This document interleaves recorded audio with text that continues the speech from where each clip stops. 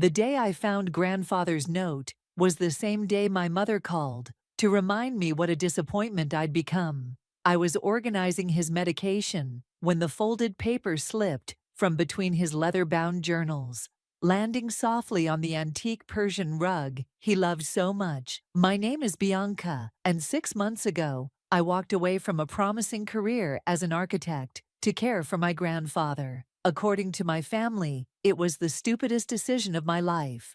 Sweetheart, you're wasting your potential. Mom's voice crackled through my phone's speaker as I picked up the note. Your father and I didn't pay for your education so you could play nurse. I tucked the paper into my pocket, saving it for later. Mom, we've been through this. Grandfather needs me. He needs a professional caregiver, not his granddaughter throwing away her future. The familiar edge in her voice made me wince. Celeste just made junior partner at her firm, you know. Of course she had. My cousin Celeste's achievements were like carefully placed daggers in every conversation. That's wonderful, I said, arranging grandfather's pills in his weekly organizer. I have to go. Grandfather's physical therapist is coming. After hanging up, I found grandfather in his study, surrounded by architectural drawings and old photographs. At 82, he still commanded attention. Silver hair perfectly combed, posture straight, despite his failing health.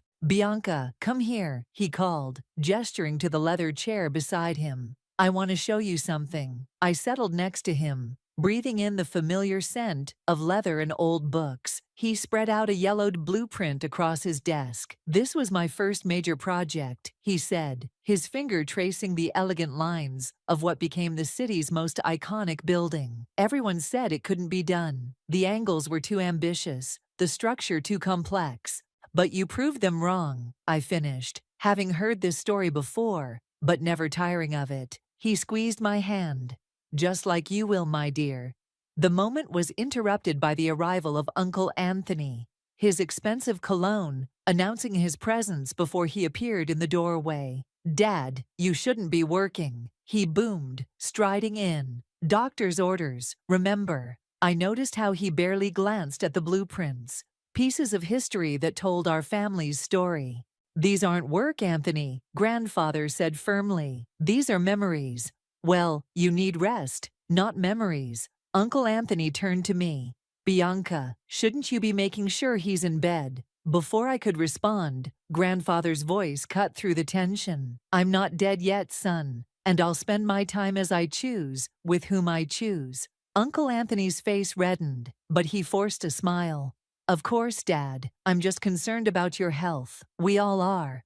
Is that why this is only your second visit in 6 months? I couldn't help asking. The silence that followed was deafening. I've been busy, Uncle Anthony muttered, checking his watch. Speaking of which, I have a meeting. I'll stop by again soon, Dad. After he left, I remembered the note in my pocket. Grandfather, I found this earlier. It fell from one of your journals. He took the paper, his eyes crinkling with amusement as he read it. Ah, yes, I was wondering when you'd find this. What is it? A reminder, he said cryptically, folding it carefully and handing it back. Read it when you're alone. You'll understand when the time comes.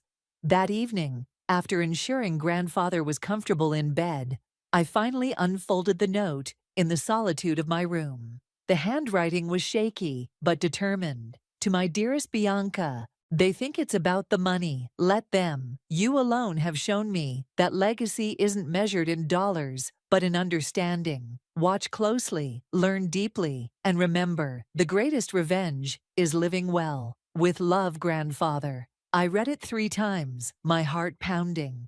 What was he planning? Before I could ponder further, my phone buzzed with a text from Aunt Bethany. Heads up, sweetie, Celeste is coming tomorrow. Says she wants to help.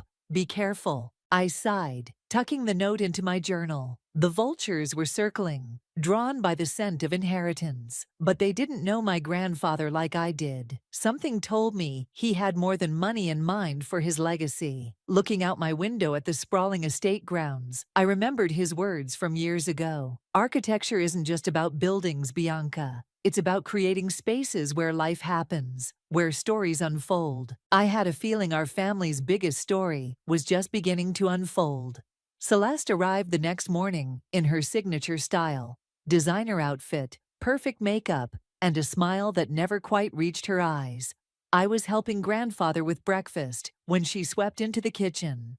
"Uncle Rodrigo," she exclaimed, rushing to kiss his cheek. "You look wonderful. Bianca must be taking good care of you." Grandfather's eyes met mine over his oatmeal, a slight smirk playing at his lips. "She is. Though I suspect you're not here just to compliment my caregiver. Can't a niece visit her favorite uncle?" Celeste perched on the edge of a kitchen chair, carefully arranging her skirt. "Besides, I brought something to show you." She pulled out a glossy portfolio, and I recognized the logo of her architectural firm. "Our latest project. I thought you might want to see what the family legacy is up to these days." The jab wasn't subtle. I busied myself cleaning dishes while Celeste showed off her designs for a new shopping complex. "Very modern," grandfather said diplomatically. "But where's the soul?" Celeste's smile faltered. "Soul? The human element. These buildings, they're efficient, yes, but where do people gather? Where do memories form?" Before Celeste could respond, the doorbell rang. I opened it to find Uncle Anthony and Aunt Bethany on the doorstep. "Family reunion?" I asked dryly. Aunt Bethany hugged me tight, whispering, "Strength in numbers, dear. They're all coming." She wasn't wrong.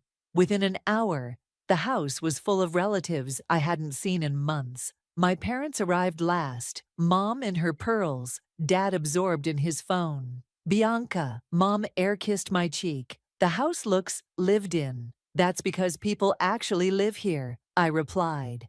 Grandfather watched it all from his favorite armchair, looking more amused than tired. "What's the occasion?" he asked as everyone settled into the living room. Uncle Anthony cleared his throat. "We're concerned, Dad, about your care, your estate planning, my money," grandfather finished bluntly. "Your legacy," Celeste corrected smoothly. "We want to ensure everything is properly arranged." "Ah, yes, my legacy." Grandfather's eyes twinkled.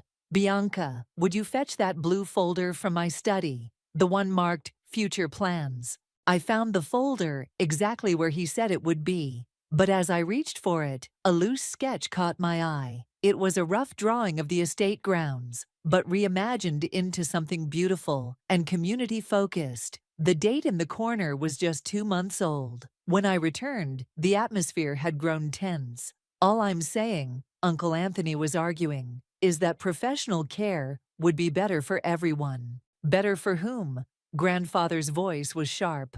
"For Bianca, who's shown more care for this family's true legacy than any of you? Or better for your conscience while you wait for me to die?" The room fell silent.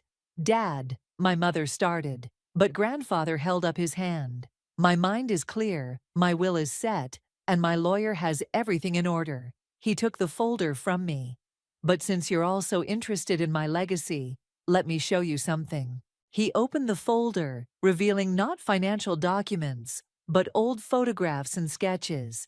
Every building I designed began with a story. The people who would live there, work there, dream there. That was my legacy. Not the money, but the vision. "And what does that have to do with estate planning?" Uncle Anthony demanded. Grandfather smiled. "Everything. Bianca understands, don't you, dear?" I thought of the sketch I'd just seen in his study. "You're still designing, aren't you? Until my last breath." He turned to the others. "My legacy isn't just sitting in bank accounts.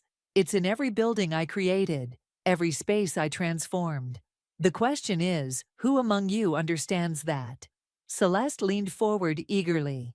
"I do, Uncle. I'm an architect too." "You design boxes for profit," grandfather interrupted. "I created homes for memories."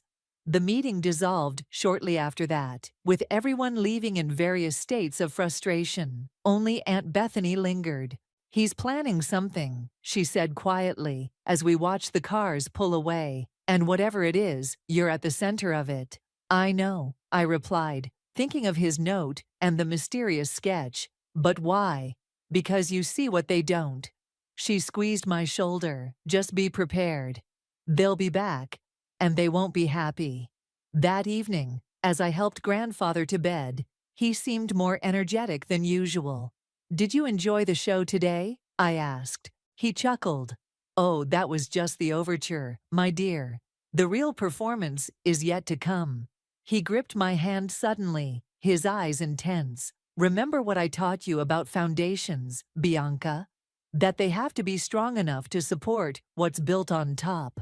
"Exactly. And sometimes," he paused meaningfully, "the strongest foundations are built on understanding, not concrete." I had a feeling he wasn't talking about architecture anymore. 3 days after the family gathering, I discovered grandfather's hidden study. I'd been searching for his missing medication log when I noticed something odd about the bookshelf in his private office. A leather-bound volume of architectural drawings sat slightly askew, and behind it gleamed a small brass lever. My heart raced as I pulled it. The entire shelf swung forward with a soft click, revealing a narrow door. "Well played, grandfather," I whispered, pushing it open. The hidden room was small but meticulously organized. Drawings covered the walls, but these weren't the famous buildings everyone knew. They were different. Intimate spaces, community centers, public gardens, projects I'd never seen or heard of. "I wondered when you'd find this place." Grandfather's voice made me jump. He stood in the doorway, leaning on his cane. "You shouldn't be up here," I said automatically. "The stairs are worth climbing for this conversation." He shuffled in, easing himself into an old leather chair. "What do you see, Bianca?" I gestured to the walls. "Projects I didn't know about, but they're different from your other work, because these were never built." He pointed to a detailed sketch of a community center. "This one, designed for the Lower East Side, would have provided childcare, job training, elderly services. The investors wanted luxury condos instead." "So you walked away?" "Sometimes the projects we don't build say more about us than the ones we do." He reached for a dusty portfolio on the desk. "Here's something else you should see." Inside were letters, hundreds of them. Thank you notes from families who'd lived in his buildings, from communities he'd helped design spaces for. "Your cousin Celeste thinks architecture is about making statements," he said. "Your mother believes it's about making money. But you—" He took my hand. "You understand, it's about making life better for people." A noise from downstairs interrupted us. Voices drifted up. "Celeste and Uncle Anthony. They're early," grandfather muttered. "Quick, help me back down. And Bianca." He pressed a key into my palm. "Come back here tonight. There's more you need to see." We barely made it back to the main floor before Celeste appeared. "Uncle Rodrigo," her eyes narrowed at his slightly labored breathing. "Should you be moving around so much?" "I'm not dead yet," he snapped. "What brings you both here?" Uncle Anthony stepped forward. "We've been talking to Paul about the will." "Have you now?" Grandfather's voice turned icy. "And what did my lawyer tell you?" "Nothing useful," Celeste muttered. "Because there's nothing to tell until the proper time." Grandfather settled into his usual chair. "Now, if you're done trying to peek at your Christmas presents early." They left reluctantly, but not before I caught Celeste giving me a suspicious look. That night, after grandfather was asleep, I slipped back to the hidden study. The key opened a small safe built into the wall, containing a single envelope and a leather journal. The envelope held another note. "For when you need proof that doing the right thing matters more than doing the profitable thing." The journal was more revealing. It detailed projects grandfather had turned down, deals he'd walked away from, all because they compromised his principles. But more importantly, it showed what he'd done instead. Smaller projects that helped communities, pro bono work for schools and churches. Designs donated to neighborhoods that needed them. My phone buzzed. A text from Aunt Bethany. Watch your back. Celeste was asking questions about your time with your grandfather. She's plotting something. As if on cue, I heard footsteps in the hallway below. I quickly replaced everything, closed the hidden door, and stepped out of the office, directly into Celeste. Bit late for snooping, isn't it? She asked sweetly. I could ask you the same thing. Just checking on Uncle Rodrigo. She glanced past me at the office. Finding anything interesting up here? Only what grandfather wants me to find. Her smile tightened. You know, Bianca, this devoted granddaughter act is touching, but we both know what you're really doing. Do we? Playing the long game. Making yourself indispensable. She stepped closer. But remember, I'm the one who followed in his footsteps. I'm the real architect in the family now. Is that what you think this is about? Career choices. It's about everything. She turned to leave, but paused. By the way, I've hired a private nurse to check on grandfather regularly. For his own good, of course. After she left, I returned to the hidden room, understanding flooding through me. The projects, the letters, the journal. Grandfather wasn't just leaving a legacy, he was leaving a message. And somehow, I knew that message would be the key to whatever he had planned. I took out my phone and texted Aunt Bethany. Need to talk. Grandfather's legacy is bigger than anyone realizes. Her response came quickly. Meet me tomorrow, early. And Bianca, don't trust the nurse Celeste hired. Nothing she does is without purpose. Looking at the walls of hidden projects around me, I whispered, "Message received, grandfather," loud and clear. The call came at 3 a.m. Grandfather had collapsed. By the time I reached the hospital, the vultures were already circling. Where's Paul? Uncle Anthony paced the waiting room. He needs to be here. Our father is fighting for his life, and you're worried about the lawyer? Mom's voice dripped with disdain, but I noticed she kept checking her phone too. Celeste sat primly in a corner, the private nurse she'd hired standing nearby. Something about their body language set off warning bells. What happened? I demanded of the nurse. I found him in his study, she replied smoothly. He was having difficulty breathing. But you weren't scheduled for tonight, I said. Why were you there? Before she could answer, Paul walked in, looking grave in his rumpled suit. I came as soon as I heard. How is he? Stable, Aunt Bethany answered from the doorway. She'd been talking to the doctors. But he's asking for Bianca. The collective intake of breath was almost comical. I'll come too. Celeste stood quickly. He asked for Bianca. Aunt Bethany repeated firmly, only Bianca. Grandfather looked small in the hospital bed, but his eyes were sharp as ever. Did you find everything in the study? He whispered as I sat beside him. Yes, but that's not important right now. What happened? Oh, this? He gestured weakly at himself. Just perfect timing. They're all here, aren't they? Grandfather, did you plan this? He winked. Let's say I knew when to take my final bow. Paul has everything ready? Ready for what? You'll see. He gripped my hand suddenly. Remember what you learned in the hidden study, Bianca. Every design tells a story. Every choice reveals character. His words were interrupted by a commotion outside.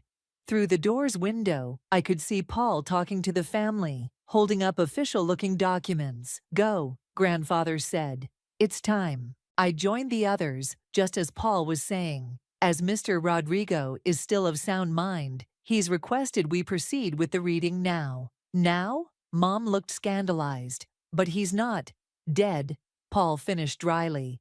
Precisely his point. We gathered in a private waiting room. Paul pulled out a tablet and several folders. The will is unusual, he began. The estate, valued at approximately $60 million, will be distributed based on a challenge. A what? Uncle Anthony exploded. Paul continued, as if uninterrupted. Each potential heir must demonstrate their understanding of Rodrigo's life's work through a project of their own design. You have 3 months. This is ridiculous. Mom stood up.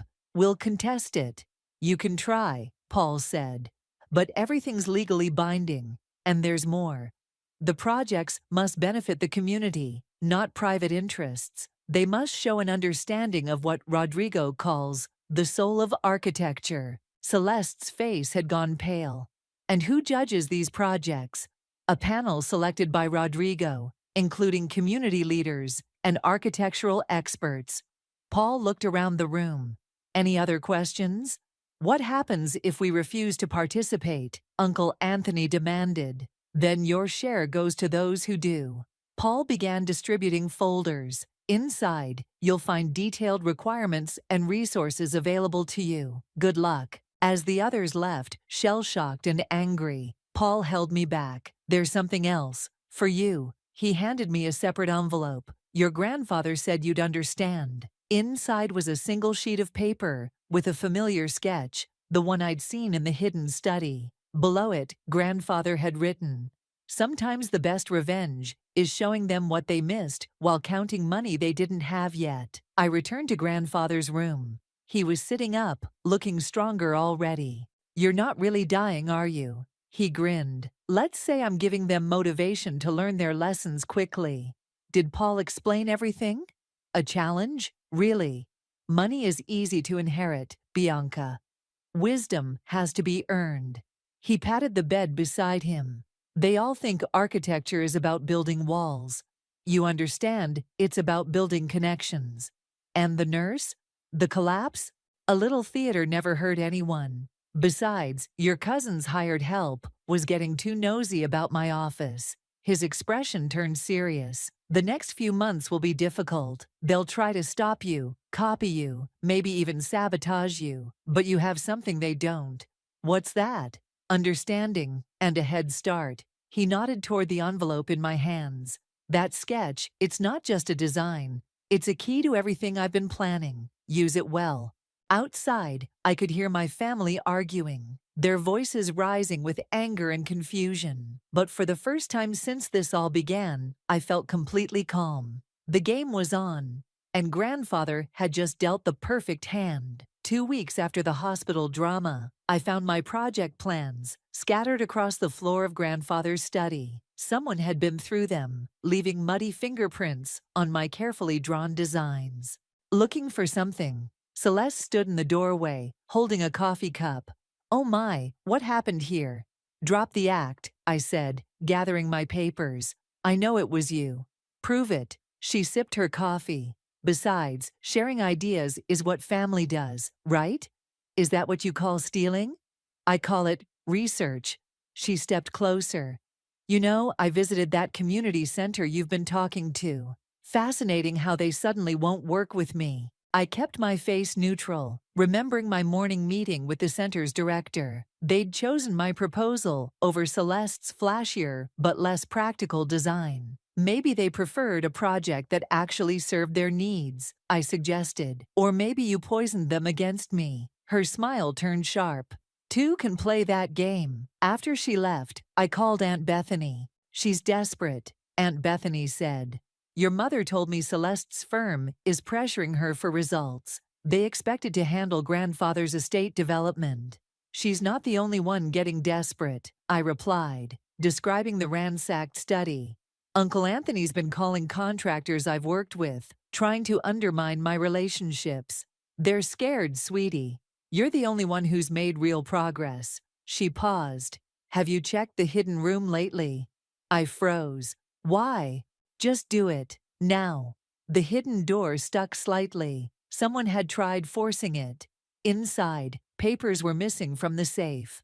"Damn it," I muttered, quickly checking the most important documents. The journal was still there, but several letters were gone. My phone buzzed, a text from Mom. "Family meeting. Tonight? Non-negotiable." The meeting was at my parents' house. Everyone except grandfather attended, including Paul, who looked uncomfortable. "This challenge is tearing us apart," Mom announced. "We need to work together."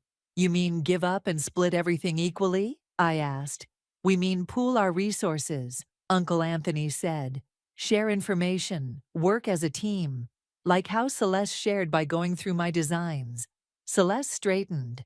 "I did no such thing." "Enough." Dad actually looked up from his phone. "This is exactly what we're talking about. We're family. Family? I stood up. Where was this family spirit when grandfather needed care, when he was asking for visits, when he tried sharing his wisdom instead of his wallet? Don't be dramatic, Mom sighed. We're trying to help you. No, you're trying to control me, just like you're trying to control grandfather's legacy. Paul cleared his throat. Perhaps I should mention that any collaboration must be disclosed to the judging panel. It would likely disqualify all participants. What? Celeste's voice rose. That's not fair. Neither is breaking into private studies. I shot back. The meeting devolved into chaos after that. As I left, Aunt Bethany caught up with me in the driveway. They're planning something bigger, she warned. I overheard Anthony talking about getting grandfather declared incompetent. They can't do that. They can try. And they might succeed, especially if they can prove he's been hiding things, like secret rooms full of documents. My blood ran cold. The missing papers. Exactly. Be careful, Bianca, and maybe move anything important to a safer place. Back at the estate, I found grandfather in his regular study, looking through old photographs. They're trying to have you declared incompetent, I told him. Of course they are. He didn't even look up. Did you notice what they stole? Some letters, documents. Wait, you knew? I knew they'd try something like this eventually. Now he smiled. That's why everything in that room was carefully selected. What they stole will only prove my competence and their greed. You set a trap, I realized. I set several. The question is, are you ready for what comes next? What do you mean? He handed me a photograph. It showed a beautiful public garden with a distinctive architectural feature I recognized from my own designs. That's almost exactly what I've been planning for the community center. Because great minds think alike, he said. And because you understand what they never will. Architecture isn't about building monuments to ourselves. It's about creating spaces that build community. They'll try to stop me, I said. Of course they will, but remember, every obstacle they put in your way only proves why you're the right choice. He squeezed my hand. Now, shall we discuss how to use their own tricks against them? For the first time since this all began, I saw the full scope of grandfather's plan. This wasn't just about inheritance or architecture. It was about exposing who we really were, all of us. And some people wouldn't like what was about to be revealed. The competency hearing was scheduled for Thursday. I found out when Aunt Bethany burst into the community center, where I was reviewing plans with the director. They did it, she gasped, waving court papers. Anthony and your mother filed the papers this morning.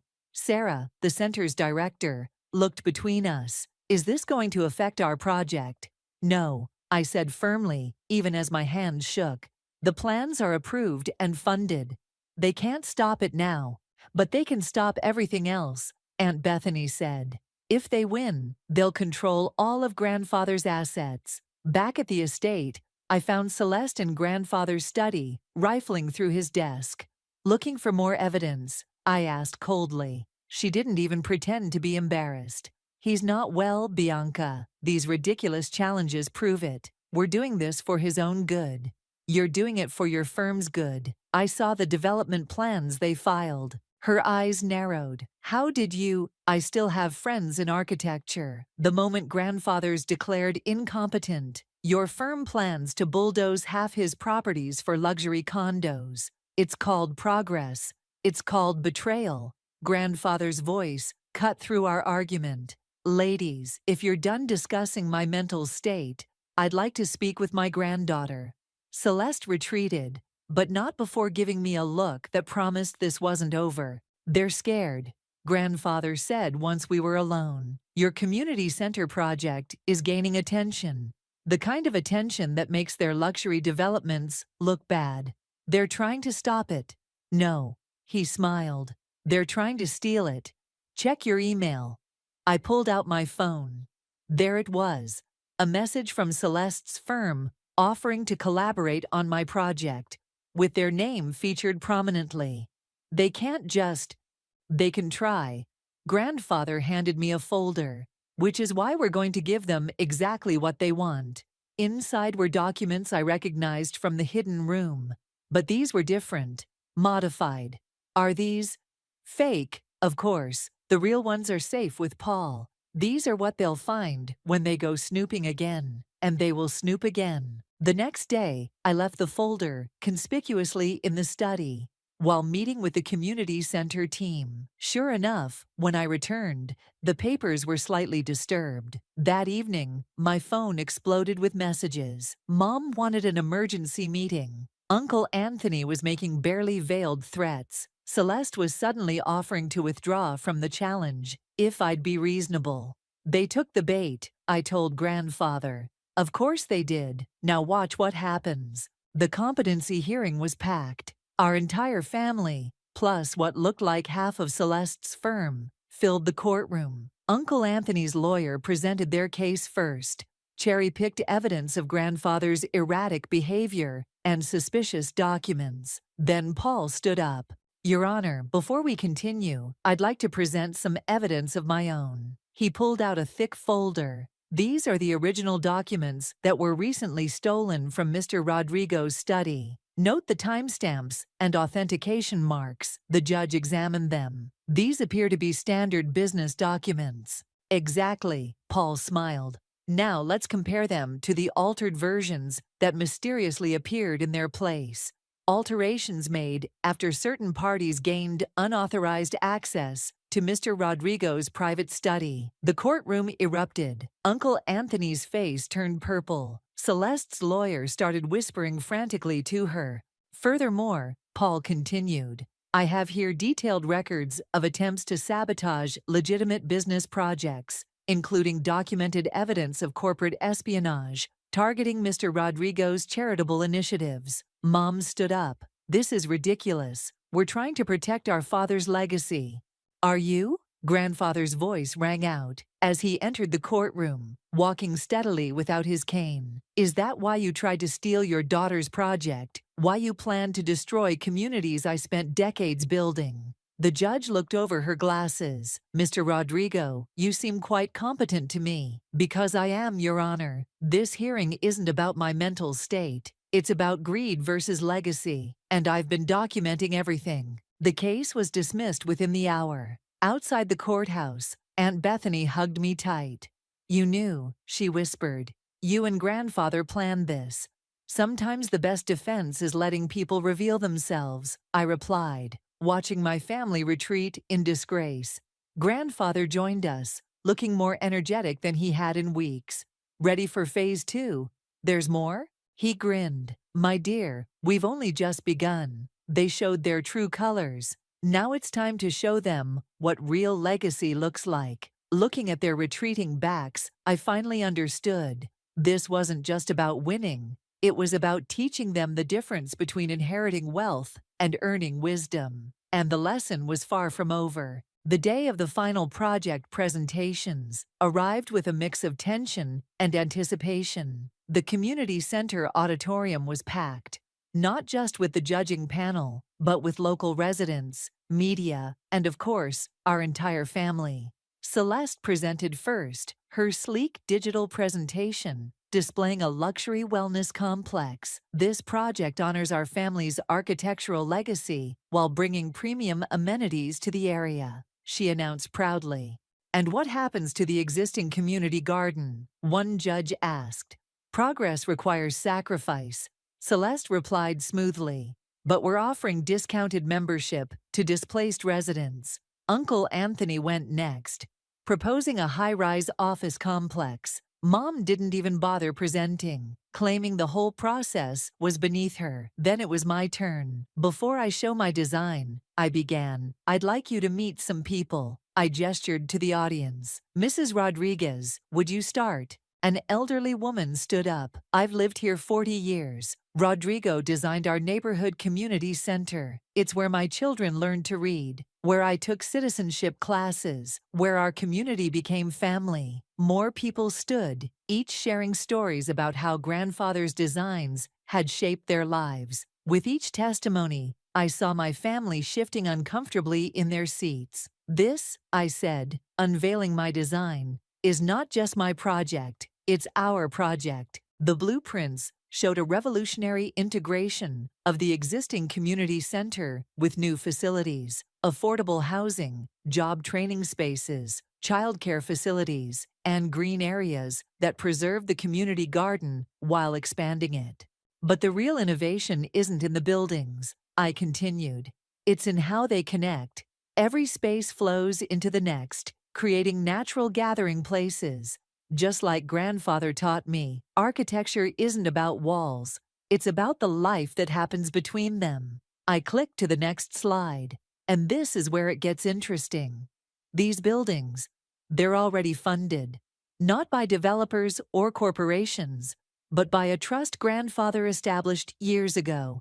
Gasps from my family. Grandfather, sitting in the front row, was beaming. The trust stipulates that all projects must benefit the community and be approved by a resident council. It's not about profit, it's about people. That was always grandfather's real legacy. The judges asked detailed questions, which I answered with confidence, born from months of working directly with the community. When they asked about financial viability, I produced partnership agreements with local businesses and educational institutions. This isn't charity, I explained. It's investment in human capital. Every space generates sustainable income while serving community needs. After the presentations, while the judges deliberated, Celeste cornered me. "You think you're so clever," she hissed, "but you've ruined everything." My firm pulled their backing after that competency hearing fiasco. "Maybe that's not such a bad thing," I suggested. "You're talented, Celeste. Imagine what you could do if you designed for people instead of profit." "Oh, spare me the sanctimonious. The judges have reached their decision," Paul announced. We gathered back in the auditorium. The head judge, a renowned architect herself, stood up. "We've reviewed all submissions carefully," she began. "While each project showed technical merit, only one truly captured the essence of Rodrigo's architectural philosophy. The understanding that buildings are more than structures, they're vessels for human connection and growth." She paused, looking directly at me. "Bianca's project not only demonstrates this understanding, but builds upon it for future generations. It's exactly the kind of legacy-minded thinking this challenge was designed to reveal." The audience erupted in applause. Community members rushed to hug me. Through the crowd, I saw Mom and Uncle Anthony leaving quietly. Celeste stood frozen, tears in her eyes. Grandfather made his way to the podium, moving easier than he had in months. "Before everyone leaves," he announced, "I have one final surprise." He beckoned me forward. "Bianca, you've proven you understand that true legacy isn't about money. It's about impact. Which is why I'm not just naming you my heir." He handed me an envelope. Inside was paperwork, making me the new head of his architectural firm. "The money," he continued, "that's already been placed in the community trust you discovered. Your family members will receive reasonable stipends, provided they contribute meaningfully to community projects." More gasps, some angry mutters. But also, was that relief on Celeste's face? "Anyone who wants to work with Bianca, to learn what I tried to teach you all along, is welcome," grandfather said. This was never about punishment. It was about understanding what matters. Later, as we watched the sunset from his study, grandfather handed me his old leather journal. "You know," he said, "revenge doesn't always mean destroying your enemies. Sometimes it means showing them a better way to live." "Do you think they'll take the offer?" I asked. He smiled. "Some will, some won't. But you've given them something they never had before." "What's that?" "A choice between who they are and who they could be." He squeezed my hand. "Now, shall we discuss your first official project as head of the firm?" Looking at the journal in my hands, I felt the weight of real legacy. Not in dollars, but in possibility. The community center's grand opening drew hundreds of people. As I cut the ribbon, I spotted Celeste in the crowd, hanging back uncertainly. She looked different, more relaxed in jeans and a simple blouse, instead of her usual power suits. "I didn't expect to see you here," I said, when I found her later, examining the building's innovative solar design. I almost didn't come. She traced the window frame with her finger. But I've been thinking about what you said, about designing for people instead of profit. And I quit my firm. She turned to face me. I've been volunteering at a women's shelter, helping them redesign their space. It's not glamorous, but it matters, I finished. Yeah, she smiled slightly. Think grandfather's offer still stands about working with you? Before I could answer, Mom's voice cut through the crowd. Bianca, a word? She stood with Dad near the children's reading nook, looking uncomfortable but determined. The place looks nice, she managed. High praise indeed, I said dryly. Don't. She took a deep breath. I'm trying here. Your father and we've been talking. About mistakes, about legacy. Dad actually put his phone away. We were wrong, he said simply, about a lot of things. We can't change the past, Mom added. But maybe we could help with the senior housing project. I noticed the plans in your office last week. You broke into my office? No, well, yes, but not to snoop. I wanted to leave something. She pulled out an old photo album. Pictures of grandfather's early projects. I thought they might help. Uncle Anthony was notably absent, having moved abroad after his failed corporate takeover attempt. But Aunt Bethany was everywhere, giving tours and explaining the building's unique features to visitors. Look who's here, she called out, leading a group of architecture students, the genius herself. Actually, I said, grabbing Celeste's arm before she could escape. We have two architects here. Celeste has some fascinating ideas about sustainable design in crisis shelters. The students crowded around as Celeste, hesitantly at first, then with growing confidence, explained her recent work. I slipped away, finding grandfather in his favorite spot, the rooftop garden. Enjoying the show? I asked. Immensely. He gestured at the view, not just of our building, but of the neighborhood beyond. See how the light hits each structure, how the spaces flow together. That's what I tried to teach them all along. Architecture isn't about single buildings. It's about creating connections. Speaking of connections, I nodded toward Celeste, now animatedly discussing designs with the students. She's changed. People can surprise you when you give them the chance to be better. He pulled out an envelope, which is why I want you to look at this. Inside was a draft proposal for a new project, transforming an abandoned factory into a mixed-use space, combining affordable housing, small business incubators, and community facilities. The twist, he said, I want you to lead it, but with a team, including your mother and Celeste. You're joking. I'm healing. He touched my arm. And maybe it's time for the whole family to heal, not by forgetting the past, but by building a better future, literally. The afternoon sun cast long shadows across the garden as visitors continued exploring below. I watched my mother actually laughing with Aunt Bethany, Celeste engaged with students, Dad taking photos of the building instead of his phone screen. You planned this all along, didn't you? I asked. The challenge, the hidden room, everything. It was never about choosing an heir. It was about teaching all of you to see what I see. He stood, stronger than ever. Money divides, purpose unites. Now shall we go down and show them the plans for Phase 2? The underground hydroponic garden? That too, but I was thinking bigger. The whole neighborhood could use some thoughtful redesign. If only we had a team of architects who understood the importance of community. I laughed, getting his point. Very subtle, grandfather. I thought so. He winked. Remember what I said about revenge? That sometimes it means showing people a better way to live? Exactly. And sometimes, he gestured at our transformed family below. It means building bridges instead of walls.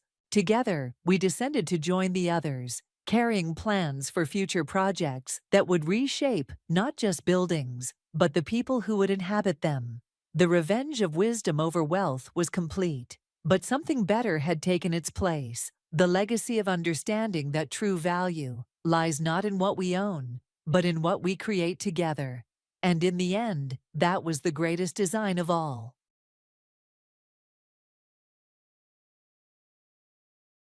Hi everyone, I'm Emma, a 28-year-old nurse at Memorial Hospital, and I've got a story that's straight out of a drama series. It's about my mother-in-law, Jennifer, and how she tried to take over my life. It all started 2 years ago when I met Brian at a friend's barbecue. He was charming, kind, and we hit it off instantly. After a whirlwind romance, we tied the knot in a beautiful ceremony. That's when I first noticed something odd about Jennifer. At the time, I chalked it up to wedding stress. "You're part of our close-knit family now," she said at our first dinner after the honeymoon. "I'll guide you through everything." I didn't realize that her guidance was code for control. Things escalated after I got pregnant with our daughter, Esla. Jennifer's true colors came out. She started showing up unannounced, saying things like, "A first-time mother needs her family close by."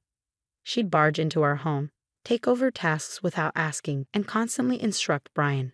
"Make sure Emma doesn't lift anything heavy. In fact, I'll come by every day to help."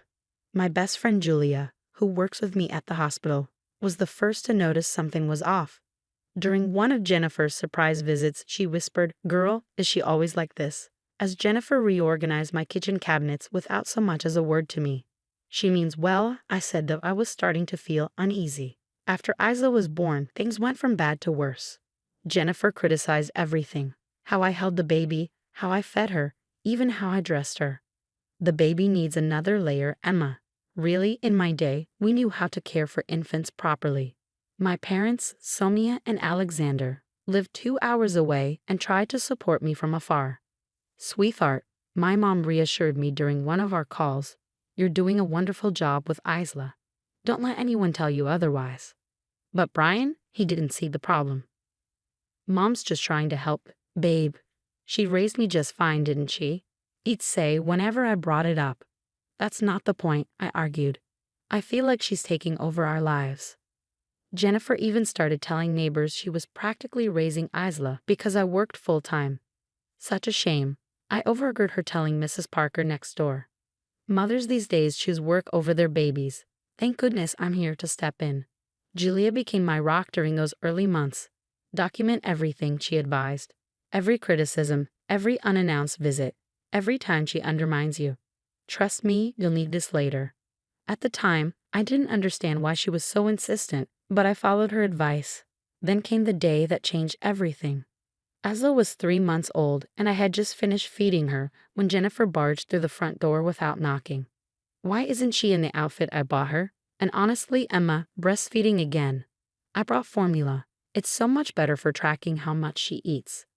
I was too stunned to respond. This became a pattern.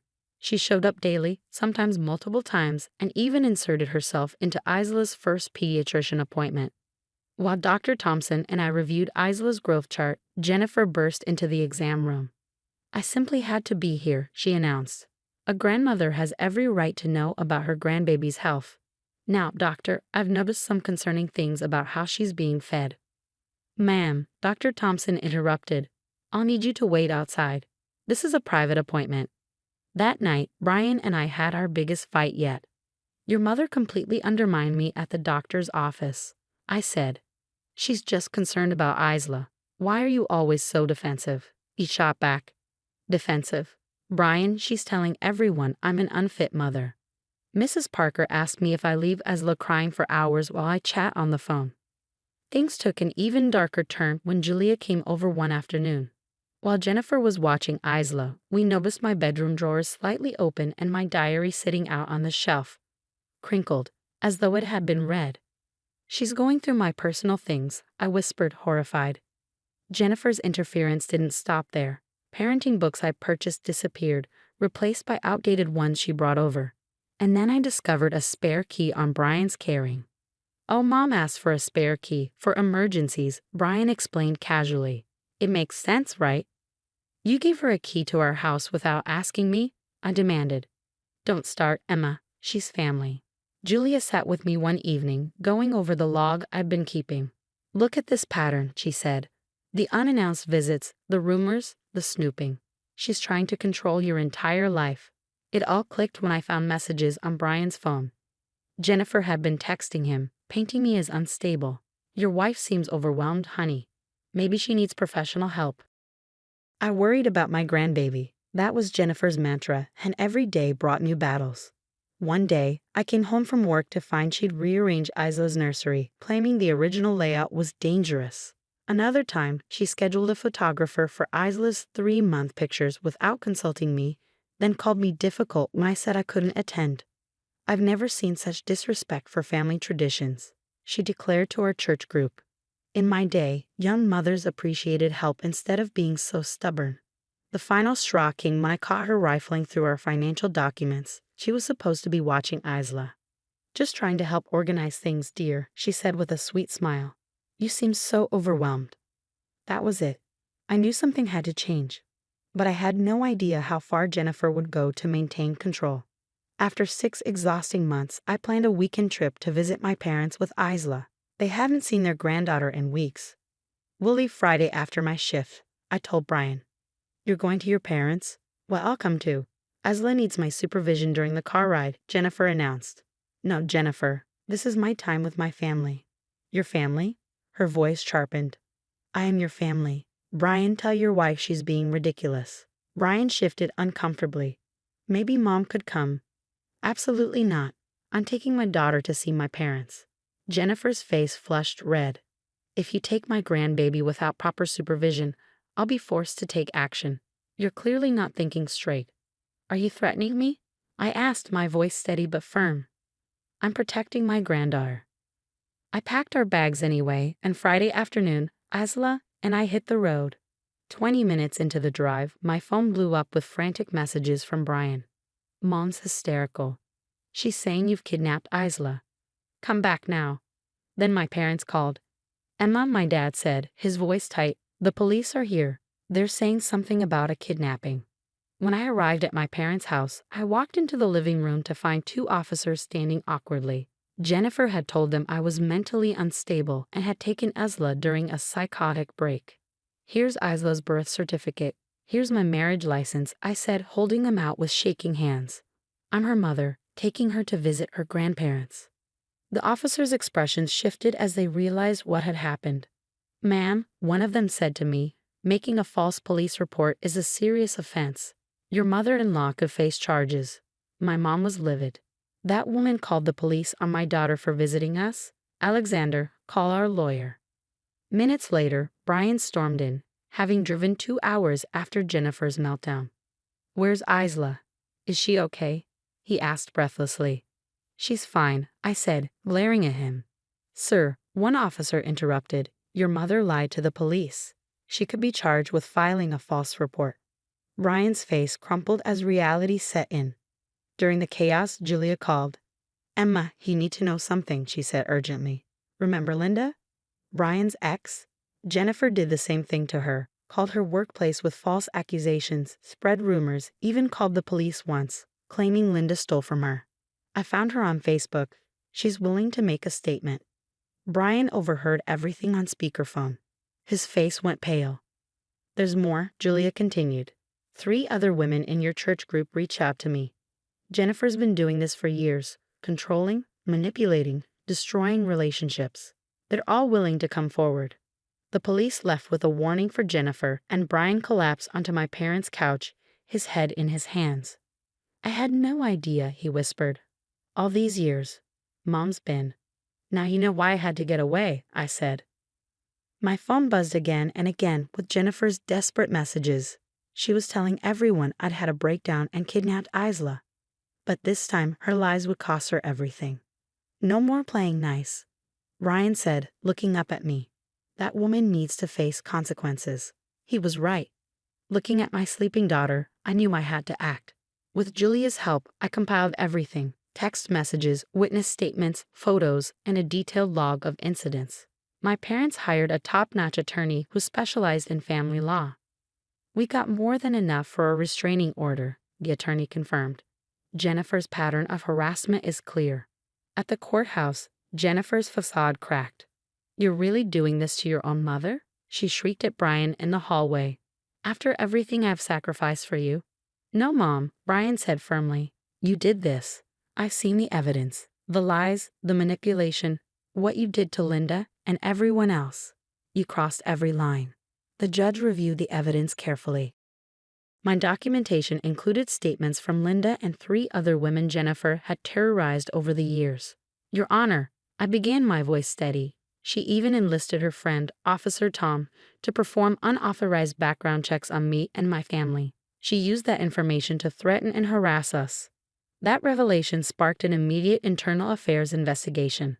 Officer Tom faced suspension and possible termination for misusing police resources at Jennifer's behest. The case took an unexpected turn when Samantha, Brian's sister-in-law, arrived to testify. Her voice shook as she shared her story. She convinced my husband I was cheating and almost destroyed our marriage, Samantha said. She hacked my social media, spread rumors at church. Jennifer does this to anyone she feels threatens her control. The judge didn't hesitate. The restraining order was granted. Jennifer was legally barred from contacting us or coming within 500 feet of Isla. Outside the courthouse, Jennifer glared at me, venom in her voice. This is what you wanted all along, isn't it? To steal my son and destroy our family. You won't get away with this. No, Jennifer, I replied calmly. You did that all by yourself. Every lie, every manipulation, every toxic action, that was all you. Brian and I began intensive marriage counseling. During one particularly emotional session, he broke down completely. I should have protected you and Isla, he said through tears. I was so blind. She's manipulated me my whole life, and I let her do the same to you. We're healing now, I said, holding his hand. That's what matters. Isla will have a better future because of these changes. The truth about Jennifer spread through the community like wildfire. Her church friends stopped calling. Her bridge club discreetly removed her from their roster. Women she had tormented for years finally felt free to share their stories on social media and in local groups. I threw myself into my work, earning a promotion to head nurse. The hospital administration praised my leadership during crisis. Emma, my supervisor, said, we'd like you to lead our new maternal care unit. Your experience and compassion make you perfect for this role. Meanwhile, Jennifer's life fell apart. She attempted desperate damage control, playing the victim on social media, but no one bought it. She lost her volunteer positions, her social circle, and the facade of respectability she had built over the years. One evening, as I looked at photos of Isla surrounded by genuine love and joy, I felt truly free. Jennifer's attempts to control and manipulate had failed spectacularly. She had lost everything: her son, her granddaughter, her reputation, and her social standing. My phone buzzed with a message from an unknown number. You'll regret this someday. No one can keep me from my family forever. I blocked the number without hesitation. Jennifer would never understand that she caused her own downfall. Meanwhile, Isla would grow up surrounded by healthy relationships and real love, never knowing the toxicity of her grandmother's manipulation. That, I realized, was the best revenge of all: living well and breaking the cycle of abuse. This story was a social experiment, and now I have some sensitive questions for you. When dealing with toxic in-laws, where do you draw the line between keeping the peace and protecting your child? Jennifer used the police and community against me, but some say I should have been more patient for the sake of family unity.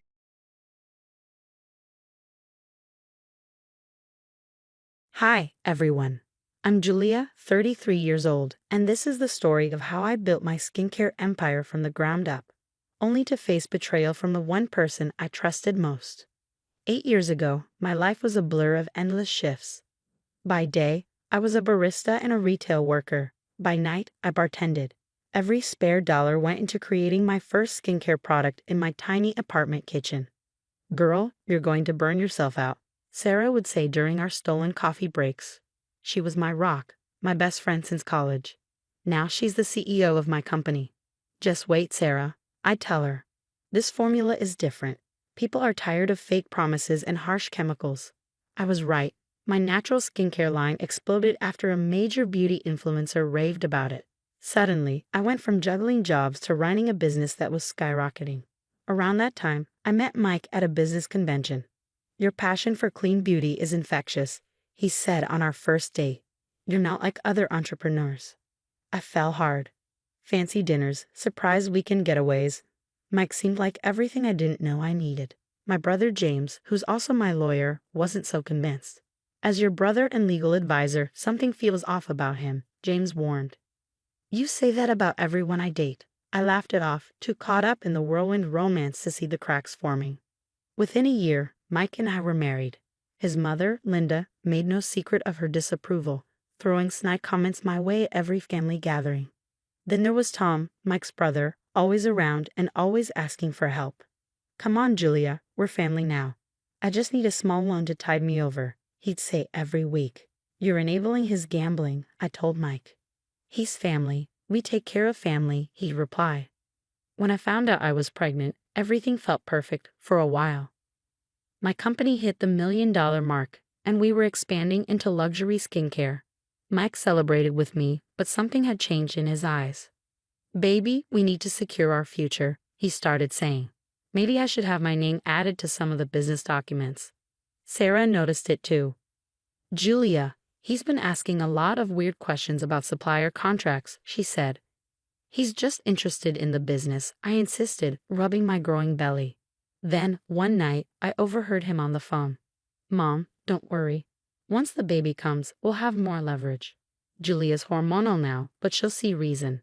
This company is going to be our family's legacy." I froze. My world, which had seemed so perfect, suddenly felt like a house of cards. The cracks were turning into full-blown fractures. Looking back, I should have seen the signs. But when you're in love, you wear rose-colored glasses, and all the red flags just look like flags. "You're never home anymore, Julia. This pregnancy isn't an excuse to neglect your husband," Mike snapped one evening as I worked on quarterly reports in my home office. His latest venture, a crypto platform, had just crashed, taking our joint savings with it. "My company is expanding into Europe. I can't just drop everything because you're feeling neglected," I shot back. "Your company?" His tone had turned icy. "I thought we were partners in this marriage." Linda didn't help. She'd show up unannounced whenever Mike was in one of his moves. "Darling," she'd say, dripping with condescension, "a wife's priority should be her family. All this business stress isn't good for the baby. Why not let Mike handle some of it?" Then came the documents, power of attorney forms, company ownership transfers. "All for the family's security," Mike said, sliding them across the table. "Just sign here, babe. Don't you trust me? I'm your husband." I started noticing strange inconsistencies in our confidential files. Product formulas leaked and competitor launches that seemed suspiciously similar to our upcoming lines. "Sarah," I called, my voice tight, "run a system check. Someone's been accessing private folders." "Already on it," she replied. Minutes later, she returned, her face pale. "You won't like what I found. The login credentials, they're from Mike's computer." The confrontation happened in our kitchen. I was 7 months pregnant, holding undeniable proof of his betrayal. "You're stealing from me, sharing trade secrets," I demanded. "Don't be so dramatic," he shot back. "I'm protecting our interests. You're the one being selfish, thinking only about yourself." "Get out of my face, Mike." "Or what?" he sneered, stepping closer. "You'll call your precious brother James. He can't protect you forever." He grabbed my arm hard. When I pulled away, he shoved me against the counter. I stumbled, barely catching myself. "Oh my God, Julia." Sarah's voice rang out from the doorway, her phone discreetly recording. "Stay out of this," Mike snarled, storming out. Later that night, Sarah shared what she discovered. "He's drowning in debt, Julia. Gambling, failed investments, loans from sharks. He and Tom both. They've been bleeding money for months. The bank statements confirmed it. Hundreds of thousands of dollars gone. My successful husband was a fraud, desperate enough to hurt his pregnant wife." "I wanted to tell you earlier," Sarah whispered, "but he threatened to leak company secrets if I warned you." My phone buzzed. Linda was calling again. I let it ring, staring at the bruise forming on my arm. The baby kicked, sensing my distress. "I've been such a fool," I murmured. "No," Sarah said, gripping my hand. "You've been manipulated by experts. But now we have proof." My hand rested on my belly, anger replacing fear. This wasn't just about me anymore. "Remember the exit strategy we created when we started the company?" I asked. Sarah nodded, realization dawning in her eyes. "It's time," I said, my voice firm. "No one threatens my baby's future. Not my husband, not his mother. No one." The mask had slipped, revealing the monster beneath. But he'd forgotten one thing. I didn't build an empire by being weak. 3:00 a.m. Sarah and I moved quickly through the house while Mike was on a business trip with Jessica from marketing, a betrayal I hadn't wanted to see before. These were in his office safe, Sarah said, handing me a folder. Inside were legal documents, a drafted lawsuit claiming half my company scheduled to be filed after my due date. There were also emails between Mike and Jean from R&D planning how to convince me to sign over shares. My phone buzzed. It was Tom. For once I answered. "Julia," he began, his voice heavy with guilt. "I can't live with this anymore.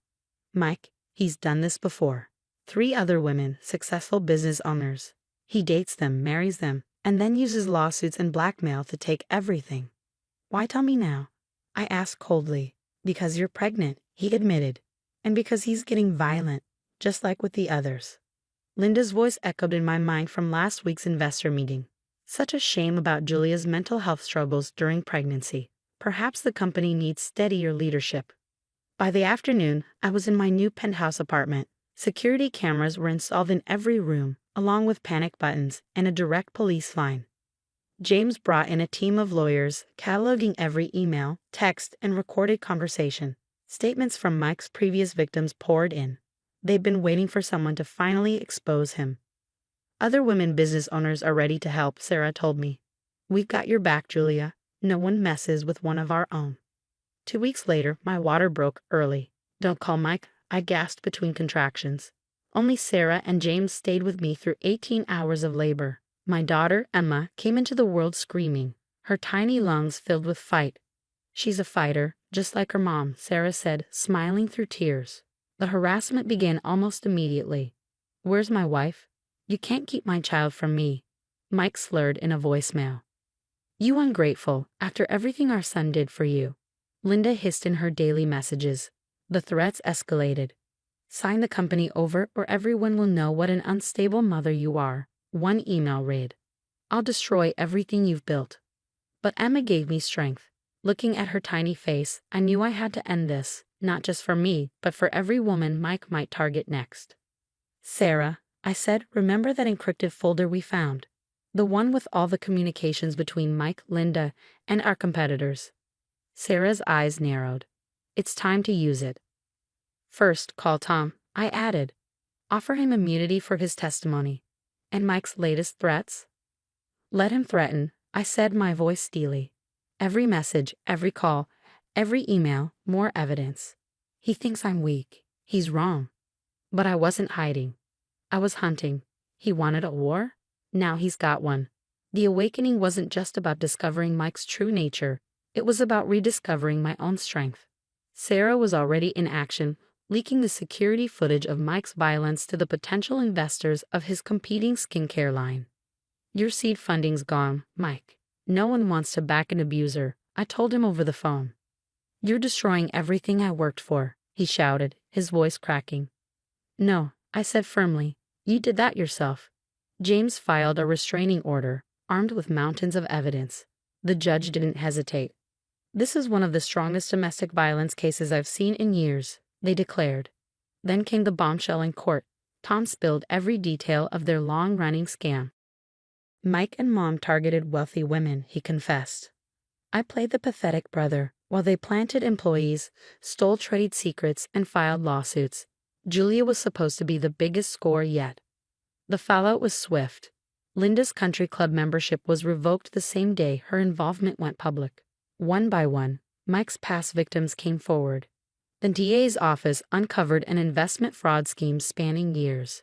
7 counts of fraud, Mr. Harrison, the prosecutor announced. "You're looking at 15 years minimum." As the dust settled, my phone wouldn't stop buzzing with support messages. Sales doubled, then tripled. 3 years later, I'm sitting in our London office, opening the doors to our 10th international store. Emma is in my office, playing with her blocks, a little warrior, growing stronger every day. "Julia," Sarah says casually, poking her head in. "People magazine wants to feature you in their Women of the Year issue." I smile, the weight of my journey reflected in that single moment. Occasionally, Mike writes from prison, begging for forgiveness. The letters go straight to the shredder. Linda lost everything, her reputation, her social standing. Last I heard, she was living alone in a small apartment, consumed by shame.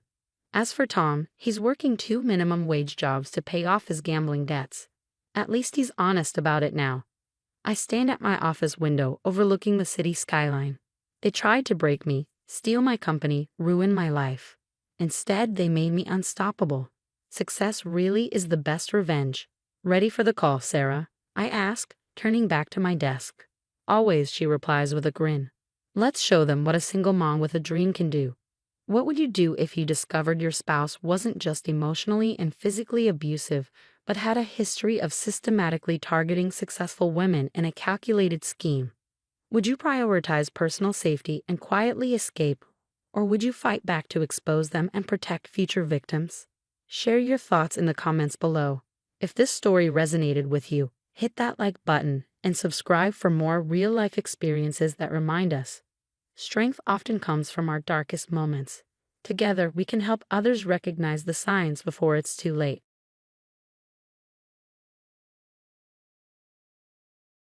Hi, everyone. I'm Nancy, and this is the story of how my life turned upside down. I never thought I'd be sharing something like this, but here we are. On the surface, everything seemed perfect. At 25, I was thriving as a software engineer at TechFlow Solutions, living with my dad, David, and my stepmom, Karen, in our suburban home. My birth mom passed away from cancer when I was just 5, and dad remarried when I was 12. Karen brought her own children into the mix, Tyler and Ashley, now 19 and 17. Nancy, honey, could you help Ashley with her college applications? She's struggling with the essays. Karen called one evening while I was deep in my coding. Sure, I can spare some time this weekend. Actually, Tyler needs the weekend for his gaming tournament. Maybe next week. That was how it always went. Her kids' needs came first. But it was subtle, wrapped in sweet words and family rhetoric that made it hard to push back. Have you thought about moving out? My best friend Amanda asked over coffee last week. You've got a great job. Dad wants me to stay. Plus, the house has been in our family for generations, I replied. Amanda's expression shifted. Speaking of the house, she leaned closer. James mentioned seeing Karen at the bank yesterday. My boyfriend James works at the local bank and had recently noticed Karen making frequent visits. She's been pushing Dad to put the house in her name, I confided. She says it's for estate planning purposes. Later that evening, I was helping Dad with dinner when Karen glided into the kitchen. Nancy, dear, she said, her voice syrupy sweet. I was going through some old boxes in the attic today and found some interesting family papers. Mom's papers? I perked up, always eager for any connection to my late mother. Oh, all sorts of things, Karen replied, her smile not quite reaching her eyes. Makes you wonder about family secrets, doesn't it? There was something about her tone that sent a shiver down my spine. Before I could press further, my phone buzzed. It was Grandma Martha. Come over for tea tomorrow, dear, she said. I made your favorite cookies. Grandma Martha had been my rock since Mom passed. At 75, she was sharp as a tack and saw right through Karen's facade. Your mother would be so proud of you, she told me over tea the next day. You're just like her, strong, smart, and kind. Karen's been acting weird lately, Grandma, dropping hints about family secrets. That woman's always stirring up trouble. Keep your eyes open, Nancy, and remember this house. Your grandfather built it with his own hands. It's your heritage. I nodded, but unease settled in my gut. That night, as I walked past Karen's office, I overheard her on the phone. No, he doesn't suspect anything, she whispered. Yes, I'm working on the house situation. Don't worry, everything's going according to plan. The girl, she won't be a problem much longer. My heart raced. James had been right. I needed to watch Karen closely. I texted Amanda. Emergency wine night needed. Karen's up to something. On my way, she replied instantly. And I'm bringing that file I told you about. Little did I know, this was just the beginning of unraveling a web of lies that would shake our family to its core. The annual Christmas dinner was in full swing at our house. Aunts, uncles, cousins, everyone was there. Karen had been hitting the wine hard since noon, her face growing redder with each glass. Time for presents, Tyler announced, pulling out his phone. Yeah, Ashley chimed in, especially since this might be our last Christmas altogether. I caught their strange smirks but brushed it off as teenage weirdness. Everyone gathered around the tree, And that's when Karen stumbled to the center of the room. Before we start the gift exchange, she slurred, "I have an announcement to make." Dad's face tightened. "Karen, maybe we should wait." "No, David, they all need to know the truth," Karen announced, her voice wobbling from both drink and venom. She yanked a stack of wrinkled papers from her cardigan. "I found these in the attic last week, love letters between Nancy's mother and her real father." The room went deathly silent. My heart froze. "Nancy isn't your daughter, David," Karen sneered, holding the papers up like a prize. "Her mother had an affair with a man named Richard. Look at the dates, they match perfectly." I couldn't breathe. My vision blurred as Tyler and Ashley circled me, their phones trained on my face, recording every second of my humiliation. "That's impossible," I whispered, my voice barely audible. "Dad." But Dad just stood there, pale as snow, frozen in place. His silence hit me like a knife to the chest. Karen's words slurred as she pointed a finger at me. "I always knew something was off about you. You never quite fit in, and now we know why." Aunt Sarah stepped forward, her tone sharp. "Karen, you're drunk. This isn't the time or the place." "This is my house," Karen shrieked, her voice piercing. "And I want her out. No strangers under my roof." I turned to Dad, desperate. "Please say something," I begged, my voice cracking. He finally spoke, his tone hollow. I need time to process this." "Process what?" Karen snapped, shaking the letters in his face. "It's all right here. Pack your things, Nancy. You're not welcome here anymore." The room erupted into murmurs, but I didn't stay to hear them. I stumbled to my car, tears blinding me as I drove to Amanda's apartment. My phone buzzed incessantly with notifications. Tyler and Ashley had already posted clips online. "Look how the fake daughter runs away. Family fraud exposed on Christmas. Best present ever, getting rid of the imposter." Amanda opened her door, and I collapsed into her arms. "Those letters have to be fake, Nancy," she said, her voice firm. "We'll figure this out." Later that night, my phone lit up with a text from Dad. "I need some time. Please understand." Amanda's jaw tightened as she read it. "Some father," she muttered. "He doesn't even defend you." I curled up on her couch, shattered. Christmas carols drifted faintly from a neighbor's apartment, a cruel reminder of how quickly my world had fallen apart. The next few days were a blur. Clips of the incident spread like wildfire through our social circle. Friends and relatives sent messages, some supportive, others not. I cut off contact with everyone except Grandma Martha, who immediately moved me into her guest room. "I never liked that woman," Grandma muttered over coffee one morning. "Did you know she was married 3 times before your father?" "What?" I asked, startled. "Dad said she was only married once before." Grandma's eyes narrowed. "Oh, honey, she buried those marriages deeper than Jimmy Hoffa. Same pattern every time. Wealthy men with children. And those children, they always became problems." Amanda, ever the investigator, began digging. "Look at this, Nancy," she said, sliding her laptop over to me. "Karen Thompson, then Karen Williams, then Karen Reynolds, now Karen Mitchell. She's like a black widow of family destruction." James joined the effort, using his position at the bank to uncover more. "Nancy, these transactions are sketchy," he said, showing me his findings. "Your dad's accounts have regular transfers to offshore accounts starting right after the Christmas disaster. She's bleeding him dry." My phone buzzed again. Another taunt from Tyler. "Hey, cake sis, just making sure your coworkers know what a fraud you are." My boss called me into their office that afternoon. "This needs to stop, Nancy," they said. "I know," I replied, barely holding it together. That evening, I got a call from an unfamiliar number. "Is this Nancy Mitchell?" "This is Robert Thompson, Karen's first husband." My hands trembled as I put him on speaker for Amanda to hear. "She did the same thing to my daughter, Emma," he revealed. "Claimed she found evidence Emma wasn't mine. Nearly destroyed our relationship before we uncovered Karen's forgery. She walked away with half my assets before we could prove the fraud." "I need a DNA test," I declared. 2 weeks later, the results arrived, 99.9% match with David Mitchell. He was my father. No doubt about it. James burst into Grandma's house that same afternoon, waving more papers. "Got it," he exclaimed. "Karen's been funneling money through a fake charity. Classic embezzlement, and those letters? She bought them from a vintage store. Here's the receipt. Amanda chimed in, triumphant, and her ex-husbands are all willing to testify.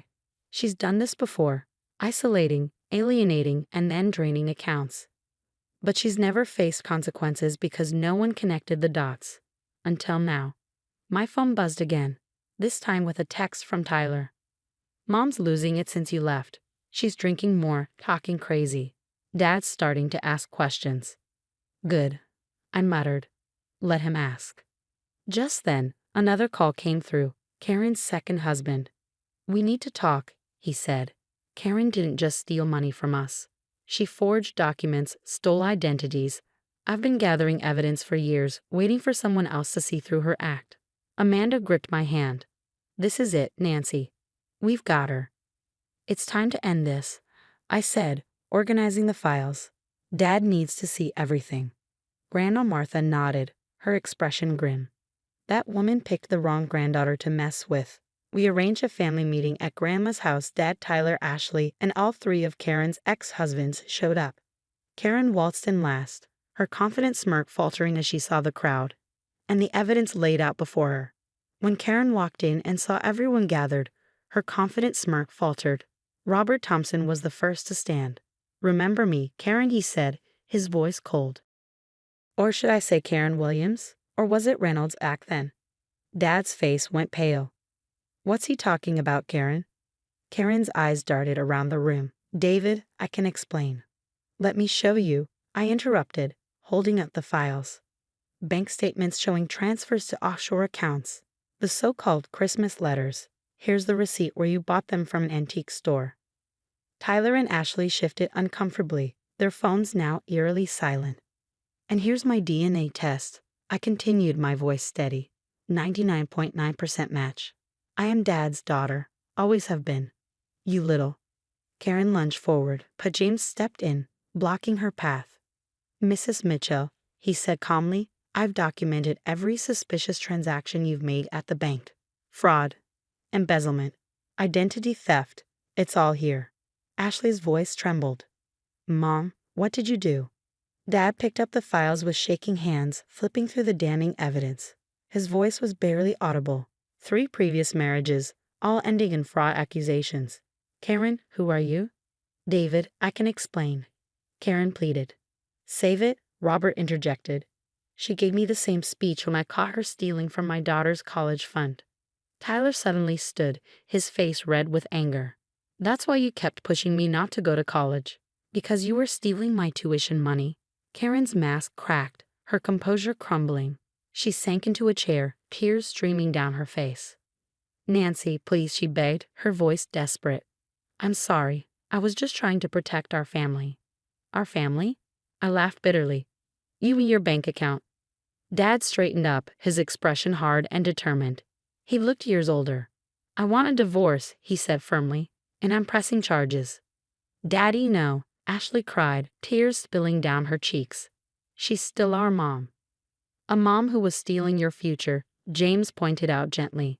Check your college accounts. The aftermath was swift and decisive. Dad filed for divorce, and Karen's past victims began coming forward in droves. Her carefully curated life collapsed like a house of cards.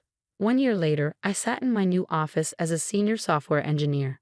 James' ring sparkled on my finger as I skimmed the latest updates. Karen was facing multiple lawsuits, while Tyler and Ashley had chosen to live with their biological father. They refused to speak to her. This Christmas was different. Dad, Grandma Martha, Amanda, James, and even Tyler and Ashley gathered at my new house. There were no hidden agendas, no secret documents, just family, real family. Merry Christmas, baby girl, Dad said, pulling me into a tight hug. His voice cracked. I'm so sorry I ever doubted you. Across town, Karen sat alone in her tiny rented studio apartment, surrounded by court summons and lawyer bills. Her schemes had finally caught up with her. And karma? Well, karma had my back. What would you have done if you were in my shoes that night? Would you have stayed quiet and gathered evidence like I did, or confronted Karen in front of everyone?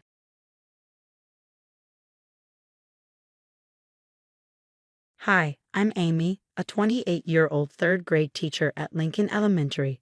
My days are filled with chalk dust and eager young minds. Amy, the kids really respond to your teaching style, Principal Howard said as I finished another day at school. Thanks, I replied with a smile. It's not always easy on a teacher's salary, but I wouldn't trade it for anything. Teaching is my passion, though I'll admit the monthly allowance for my dad makes life in my cozy apartment near school more manageable. Dad and I have been close since Mom passed when I was 15. He's always supported my dreams, even when they didn't align with the corporate ambitions he once had for me. Amy, honey, I want you to meet someone special, Dad said one evening. Come over for dinner this Saturday. That's how I met Melissa. She entered Dad's house like she owned the place, her designer heels clicking against the hardwood floor. Richard has told me so much about you. I just know we're going to be great friends, she gushed, her smile a little too perfect. She's a successful real estate agent, Dad said, beaming at her like a smitten teenager. We met at the country club. Over the next 3 months, things got complicated. My friend Sarah, who works at the courthouse, dropped a cryptic comment during one of our weekly coffee meetups. Melissa Roberts, huh? That name rings a bell, and not in a good way. I kept quiet, observing as Melissa expertly wrapped Dad around her finger. Then came the text that changed everything. Big news, Princess. I'm having an engagement dinner next weekend. I've asked Melissa to marry me. Already? After only 3 months? Dad, don't you think this is a bit fast? I asked when I called him back. When you know, he said with an unshakable cheer. Don't you want your old man to be happy? Of course I do, but... Great, then you'll be there Saturday at 7. We're meeting at Le Blanc restaurant. Melissa's whole family will be there. It's important to me, Amy. I hung up, my stomach in knots. The Melissa I'd been watching didn't match the version Dad believed in. She avoided any talk of her past and always changed the subject when her family came up. Sarah's warning echoed in my mind. Be careful, Amy. Some people aren't who they pretend to be. I didn't know it then, but that engagement dinner would force me to choose between my father's happiness and my own integrity. The night before the dinner, Dad called me. His tone was unusually stern. We need to talk, he said. Sure, I replied cautiously. I'll come over now. When I walked into his study, Melissa was there, her usual practiced smile replaced by something colder. Amy, honey, we need a favor, Dad began, fidgeting with a pen. Melissa cut in smoothly. My family is very traditional, and they need to believe this is my first marriage. What are you saying? I asked, my voice sharp. It means, Melissa continued, you need to back us up. Tell them you've known me for a year and that I've never been married. But that's not true. Dad leaned forward, his face hard. Melissa was married before. She has 2 kids and declared bankruptcy 3 years ago. Her family can't know. You want me to lie? I'm not asking, Dad said, his tone turning icy. I'm telling you, this is happening. No, I won't do it. Dad's expression darkened. Then I'll cut off your allowance, every penny. I stared at him stunned. You're blackmailing me. Don't be so dramatic, he snapped. I'm asking you to help your father be happy. Dad, this isn't like you. Can't you see what's happening here? What I see, he growled, slamming his hand on the desk, is my daughter being selfish. After everything I've done for you, you can't do this one thing. Melissa touched his arm. Richard, I told you she wouldn't understand. She's always been jealous of our relationship. Jealous? I barely know you. See? Melissa said, her eyes welling with tears. She's attacking me after I've tried so hard. That's enough, Dad roared, standing up. Amy, either you help us tomorrow or you can forget about any financial support. And don't bother coming around here anymore. Dad, please, I begged. Listen to yourself. This isn't. Get out. The words hit me like a slap. My father, the man who had always been my rock, was now a stranger. I backed away, my heart breaking as I left. Watching my father's face contort with anger as I reached the door, I froze for a moment, unsure if I was leaving for good. When I glanced back, Melissa smirked, a look of triumph glinting in her eyes the moment Dad wasn't watching. You're making a mistake, she called after me, her voice laced with venom. Both financially and, well, let's just say you'd better hope your teaching position is secure. I have friends on the school board, standing in the driveway, shaking with a mix of anger and grief. I pulled out my phone and called Sarah. You were right about her, I said, my voice trembling. And now I've lost my dad. No, Amy, Sarah said firmly. He lost you. And trust me, this is just the beginning of what we're going to uncover about your almost stepmother. As I walked to my car, a painful realization struck me. The father I knew, the one who had always been my rock, died with that ultimatum. The man back there, threatening his daughter over a web of lies, wasn't him. He was Melissa's puppet. And somehow, I was going to prove it. Unveiling the truth, moving into a smaller apartment was tough. But it was nothing compared to what Sarah showed me during lunch at the courthouse a few weeks later. Amy, look at this, Sarah said, spinning her laptop toward me. Melissa Roberts, or should I say Melissa Thompson, Williams, or Baker. She's got more names than a phone book. Leaning over, I scanned the documents. These are fraud cases. 6 cases across 3 states. She's careful, Sarah said. Always manages to settle out of court. But wait until you see who I found. That's how I ended up in a coffee shop across from Jack Thompson, Melissa's ex-husband. She just left, Jack said bitterly. No warning. The kids woke up one morning and their mother was gone. Later, I found out she emptied our accounts. His hands tightened around his coffee cup. How old were they? I asked softly. 7 and 9, he replied, his voice breaking. They still ask about her sometimes. Last month, my daughter saw her picture in some society magazine, smiling at some charity gala, while I'm working 2 jobs to give them a decent life. As I listened to Jack's story, my phone buzzed with a text from Carol, Melissa's former business partner. A trail of deception. Meeting Carol in her tiny apartment was eye-opening. She used to own a successful real estate firm, Sarah explained as we sat down. Until Melissa came along, Carol added, her tone bitter. I lost everything. She forged my signature on loans, transferred client funds. By the time I figured it out, she'd vanished with millions. How many others were there? I asked, taking notes. That I know of. 3 wealthy men before your father. She has a pattern. Find a successful older man, isolate him from his family, then take everything. Sarah and I compiled court records, victim statements, and financial documents. It was damning evidence, but we needed something bigger.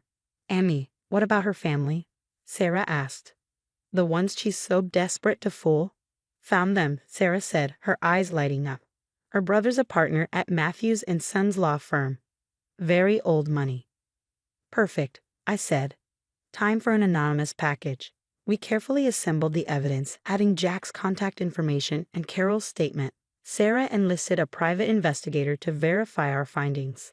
If Melissa's family hired someone, they'd uncover even more.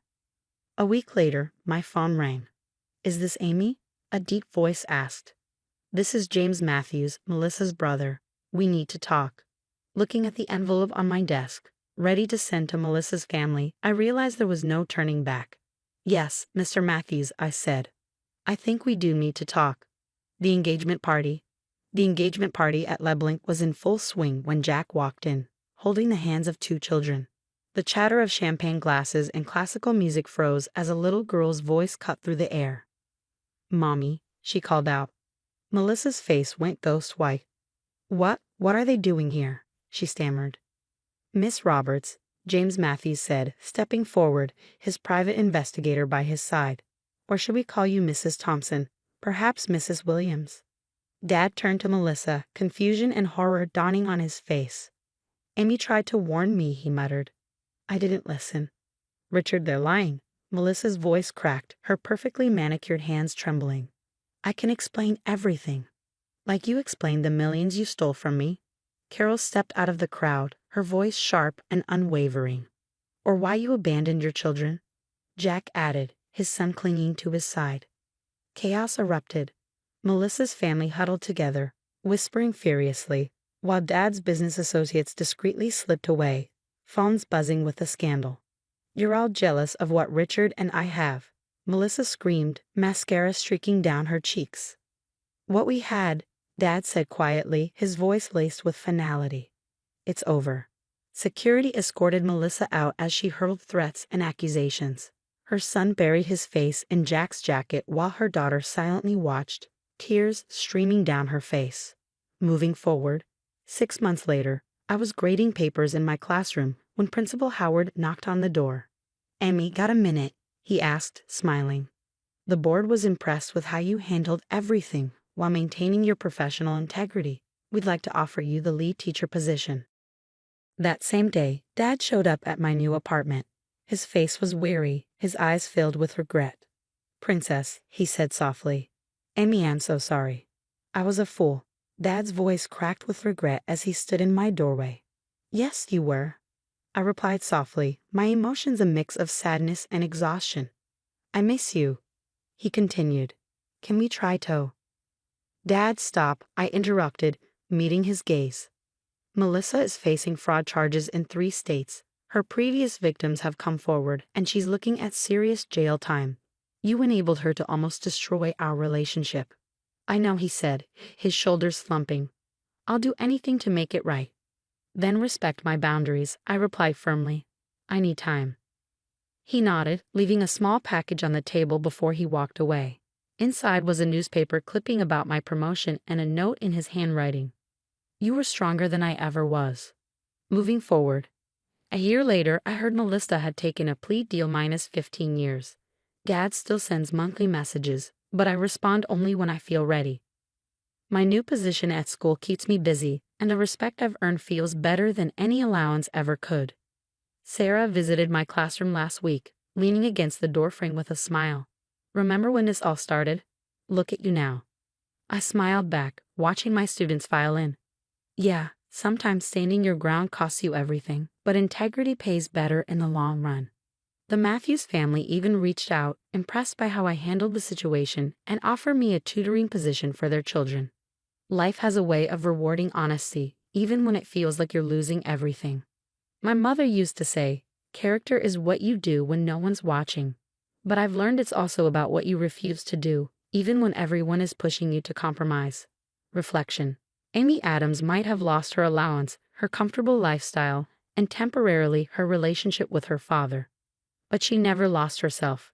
That's worth more than all the allowances in the world. The kids who now look up to me, the parents who trust me, and the colleagues who respect me remind me every day that choosing integrity over comfort was the right call. As for Dad, he's learning. Maybe someday we'll build something new, something based on truth this time. But for now, I'm exactly where I need to be. What about you? What would you do if your parent tried to blackmail you into lying? Would you choose financial security or your integrity? Leave your thoughts in the comments below. Amy's story is a reminder that standing firm can come with great cost, but also great rewards. Was she right to stand her ground, or should she have played along to keep the peace and her financial security? The choice isn't always as clear as it seems when it's your own family asking you to compromise your values. If you want to hear more stories about standing up to toxic family members and coming out stronger, don't forget to hit that subscribe button and turn on notifications. Your support helps me share stories like Amy's, which might help others facing similar situations. Drop a comment below. I'd love to hear what you would do in this situation.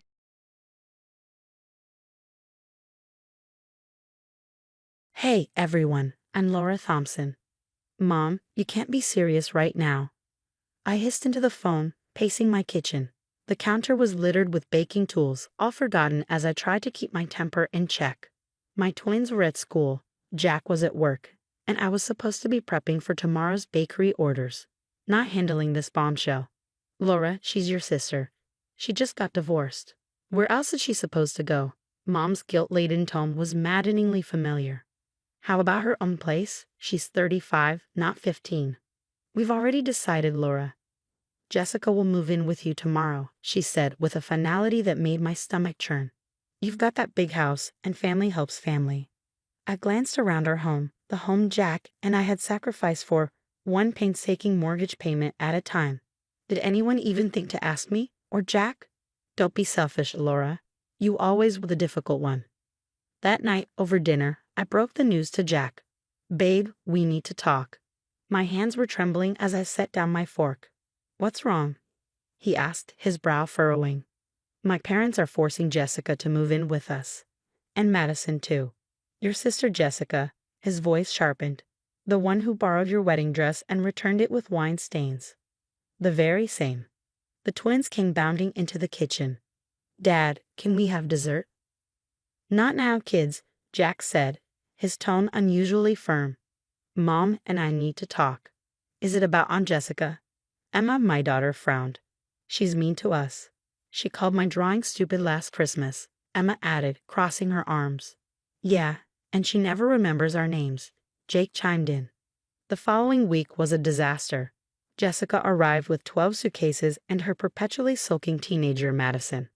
"This room is kind of small," Jessica remarked, wrinkling her nose as she inspected the guest room. "It's bigger than my room," Emma pointed out. "Well, sweetie," Jessica said in that condescending tone that made my teeth grind, "adults need more space than little kids." That night, I caught her rearranging my kitchen. "The flow was all wrong," she explained, not bothering to look up. "This is my kitchen, Jessica," I snapped. "My business depends on knowing where everything is." "Oh, please," she scoffed. "It's just a little hobby bakery, not like you're running a real business." I bit my tongue, resisting the urge to scream. By the next day, she was criticizing my parenting, inviting her friends over without asking, and somehow convincing our parents that I was the villain. The last straw came when I noticed things disappearing. Toys, clothes, even household items were vanishing. At first, I thought the twins were misplacing things, until I overheard Madison on the phone. "Mom's been selling stuff online again," she whispered. My stomach dropped. "Where are the kids' new gaming consoles?" I confronted Jessica, holding up the empty boxes I'd found under her bed. "Oh, those old things? The kids barely use them," she replied dismissively. "Besides, they spend too much time on screens anyway." "You sold them?" My voice cracked. "Those were Christmas presents. Don't be so dramatic. I needed money for a job interview outfit. I'll replace them eventually." I pulled out my phone, showing her the listings I found online. "And what about Emma's clothes? Jake's collector cards?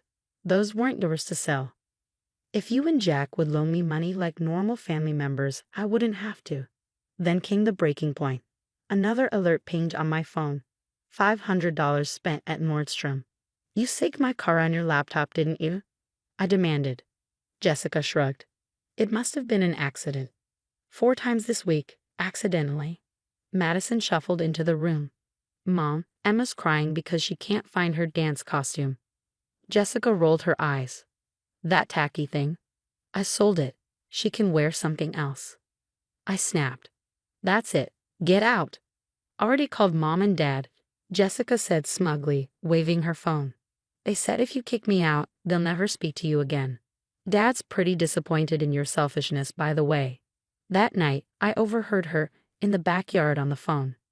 "Yeah, these idiots believe anything I tell them. Laura's totally having mental issues, and her husband, completely on my side. Give me another month and I'll have access to their accounts." "Everything okay?" My neighbor Sharon called over the fence, her expression a mix of curiosity and concern. I paused, startled. "What do you mean?" "Well, your sister mentioned you've been struggling emotionally. We're all worried." I forced a smile, my hands trembling as I adjusted the hidden cameras Jack and I had installed earlier. He stood by, his face grim. Later that evening, I whispered to Jack, "She spent nearly $3,000 on my credit card, and the kids are terrified to leave their rooms unlocked. Emma cried herself to sleep last night." Jake appeared in the doorway, clutching his stuffed bear. "Mommy, Aunt Jessica told Madison to tell everyone at school that you're crazy." The final straw came the next morning. I opened my jewelry box to find my grandmother's vintage necklace, her most precious gift to me, gone. It was the one she'd made me promise to pass on to Emma someday. "Looking for something?" Jessica's voice was like nails on a chalkboard. She stood in the doorway, smirking. My heart pounded. "Where is it?" "Maybe if you were a better sister, things wouldn't go missing," she sneered. "What happened to you?" I asked, my voice shaking. "We used to be close." "Please," she scoffed. "You were always Mom and Dad's perfect little disappointment. Miss Independent, always showing me up with your perfect life, your hard work, your big house." "Some of us weren't born lucky." "Lucky," I said, my voice rising. "I built everything I have." "Well," she said, her smirk widening, "now you can share it. Or I'll make sure everyone, including Mom and Dad, hears about your mental breakdowns." "Who do you think they'll believe?" perfect Jessica or unstable Laura? She sauntered off, leaving me gripping an empty jewelry box and years of pent-up rage. But she hadn't noticed the blinking camera in the corner, recording every word. That night, as I needed dough to calm my nerves, my phone buzzed. Laura Thompson, a deep voice asked. Yes, who is this? This is Robert Clean, Jessica's husband. Well, not ex-husband, despite what she's told you. I froze, my hands covered in flour. What do you mean? Your sister isn't divorced. She ran off after stealing $50,000 from my company and maxing out our credit cards. I've been searching for her for months. She's been selling my kids' things. I whispered, my blood running cold. She's using my cards too. Classic Jessica, Robert said bitterly. She did the same to 3 other families. There are warrants out for her in Nevada. Just then, a notification popped up on my phone. Security footage from the bakery. There was Jessica, at 3 a.m., photographing my equipment and making calls. I'll send you everything I have on her, Robert said. You're not crazy, Laura. She's done this before. The next morning, Jessica cornered me in the kitchen.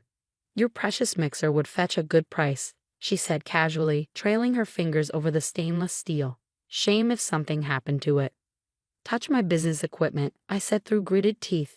And what? Call the cops? She interrupted with a laugh. Who'll believe you? Madison's already told her counselor you're erratic. One more push and Jack might just take the kids. My phone buzzed again. It was Mom. Laura, Jessica says you've been threatening her. We raised you better. Maybe you need professional help. I hung up, shaking, and called Robert back. She's planning something big. I need your help. I'm on my way, he said. Keep her there 2 more days. That evening, during dinner, Madison broke. She burst into tears, sobbing uncontrollably. I can't do this anymore, she cried. Mom, tell them the truth about Dad. Shut up, Madison. Jessica snapped, glaring daggers at her daughter. Laura, control your niece. No, Madison shouted. Tell them, Mom. Tell them how you stole Dad's money, how you made me lie about the divorce. Jessica lunged for her daughter, but I stepped in between them. Touch her, I said coldly, and it's over. You know what? Jessica snarled. I've had enough of your perfect family act. By next week, I'll own half this house. Already got Jack's signature on some documents while he was helping me. Pretty sure the bakery will be mine too. Unstable people can't run businesses. I smiled, ice cold. Those papers Jack signed. Fake. We knew you'd try something. Jessica's face faltered. You're lying. The cameras, I said, holding up my phone. They caught everything. Jessica, every threat, every theft, every plan. You've left a trail of destruction. But do you know what's most damning? I leaned in, holding up my phone. The footage of you bragging about your scams in Nevada. Her face turned ashen. You're bluffing.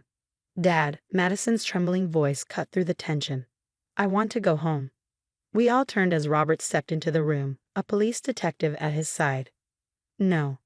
Jessica stumbled backward, panic flashing across her face. They're all lying. Laura's crazy. She's trying to ruin my life, just like she's always done. Like you ruined the lives of those other families? I shot back, holding up printed screenshots. Or should we discuss the outstanding warrants? Jessica's eyes darted around, desperate for an escape. You set me up, she hissed. You. No, Jessica. You did this to yourself, I said, my voice steady. Every single time you chose to hurt someone, to steal, to lie, to manipulate even your own daughter. Behind me, I heard my mother's shaky voice on the phone. Laura, we had no idea. Of course you didn't, I replied quietly, meeting her guilt-stricken silence. You never wanted to see it. As the police led Jessica away, Madison clung to me sobbing. I'm so sorry, Aunt Laura. She made me. I hugged her tightly. I know, sweetie, I know. Last I heard, Jessica was sentenced to 15 years for multiple fraud charges.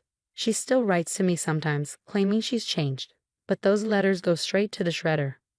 Boss, my assistant poked her head into my office. You're trending again.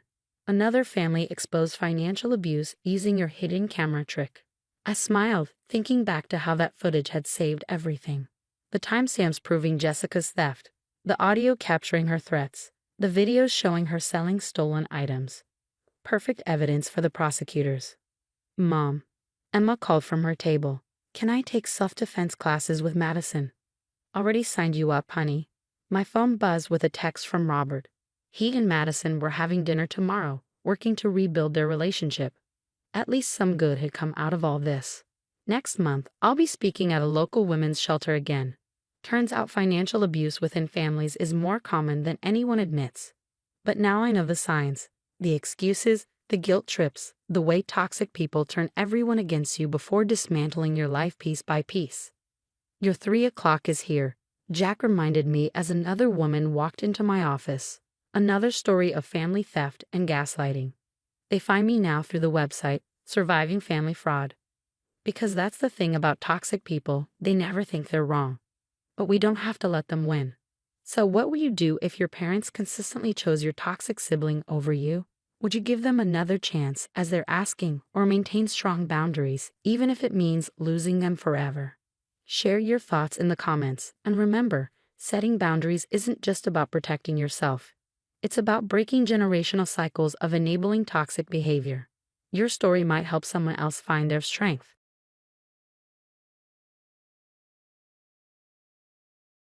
Hi, everyone, I'm Diana. I said, collapsing onto Sarah's office couch like the weight of the world had dropped onto my shoulders. Girl, you won't believe what happened at the family dinner last night. Sarah, ever the composed legal consultant who's heard it all, raised an eyebrow. Drama alert. Spill it, honey. What did the princess do this time? I groaned, the memory of last night's chaos still fresh. Rebecca, I said, the name dripping with disdain. My brother Mark's new wife was a walking storm in designer heels. She had the audacity to ask about Mom's jewelry collection. You know, the one Mom and I spent over 20 years building together. Sarah's face softened. Diana. I know, I said, my voice cracking just a little. It's only been 2 years since we lost Mom, but it still feels like yesterday. That collection, every single piece, has a story. Birthdays, anniversaries, those mother-daughter shopping trips Mom and I used to love. Sarah nodded, letting me have my moment before she prompted, let me guess. Rebecca zeroed in on something. I sighed, rubbing the wedding ring I never take off. Mom's sapphire pendant, the one she wore to my college graduation. Rebecca couldn't stop staring at it during dinner. You better keep those pieces locked up tight, Sarah warned, her lawyerly tone sharp. I'm already ahead of you. Aunt Linda called me this morning, practically in a panic. Diana, don't let that girl anywhere near your mother's things, she said. Something's not right about her. Sarah folded her arms. Your aunt's got good instincts. Has Rebecca always been this? Curious. Oh, please. The first time Mark brought her around, within 10 minutes she was asking about family heirlooms and vintage pieces.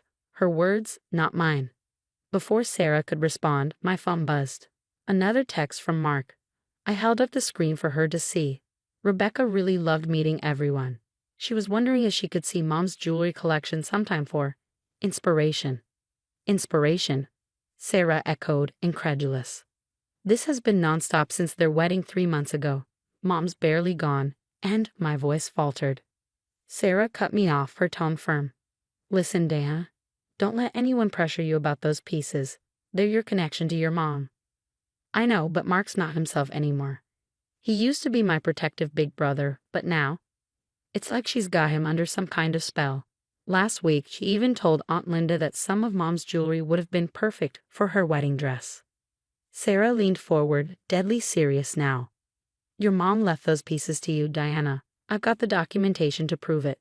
I nodded, fiddling with Mom's ring. Sometimes I sit in her old room, looking at her jewelry box, remembering how she'd get ready for date nights with Dad.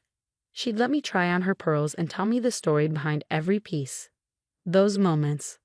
Sarah reached out, giving my hand a squeeze. That's exactly why you need to protect them. Trust me, Diana. I've seen Rebecca's type before. In my line of work, we call them collectors of other people's treasures.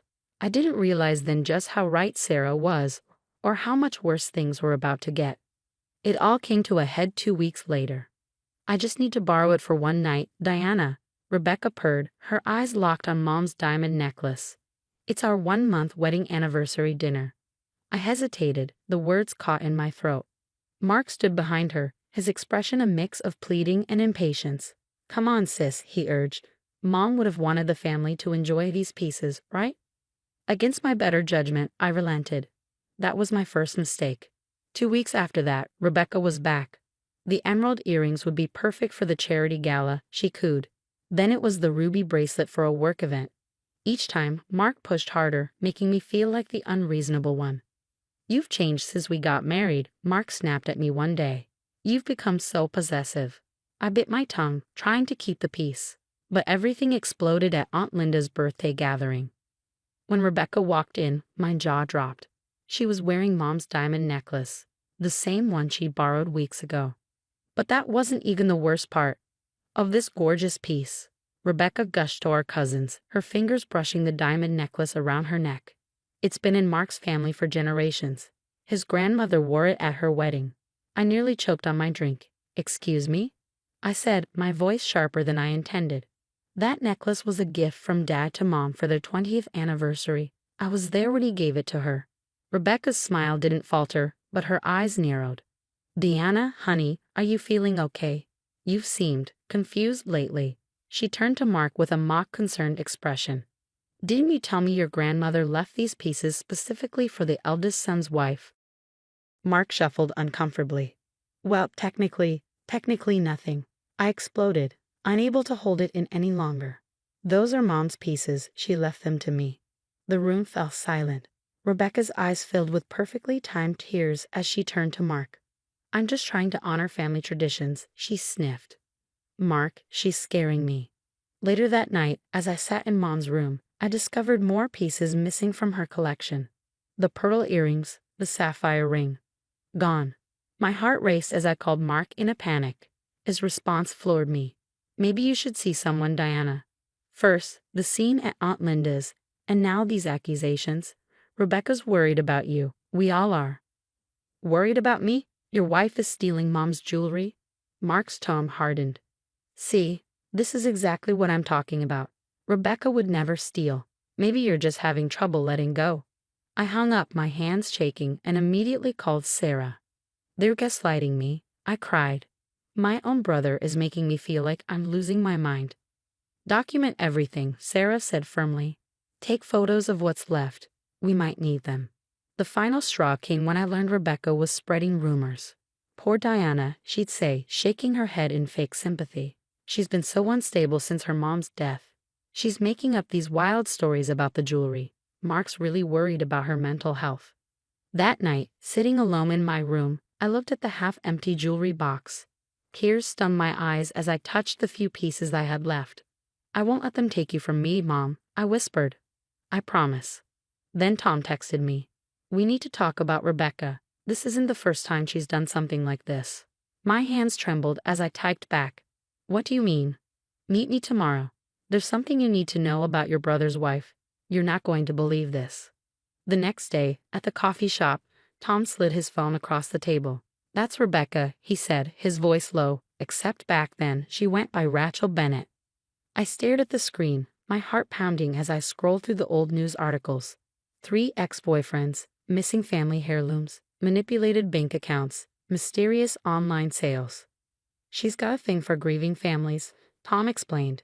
She gets close to someone who's lost a parent, works her way into the family, and then, he shrugged grimly.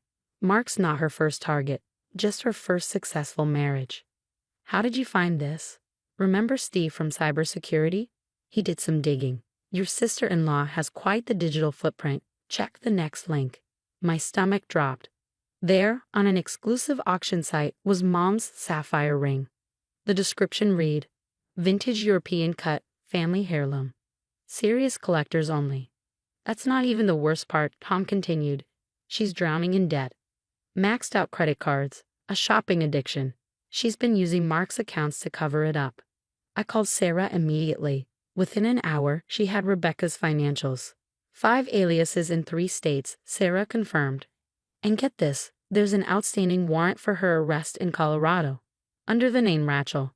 That night, I found more listings online.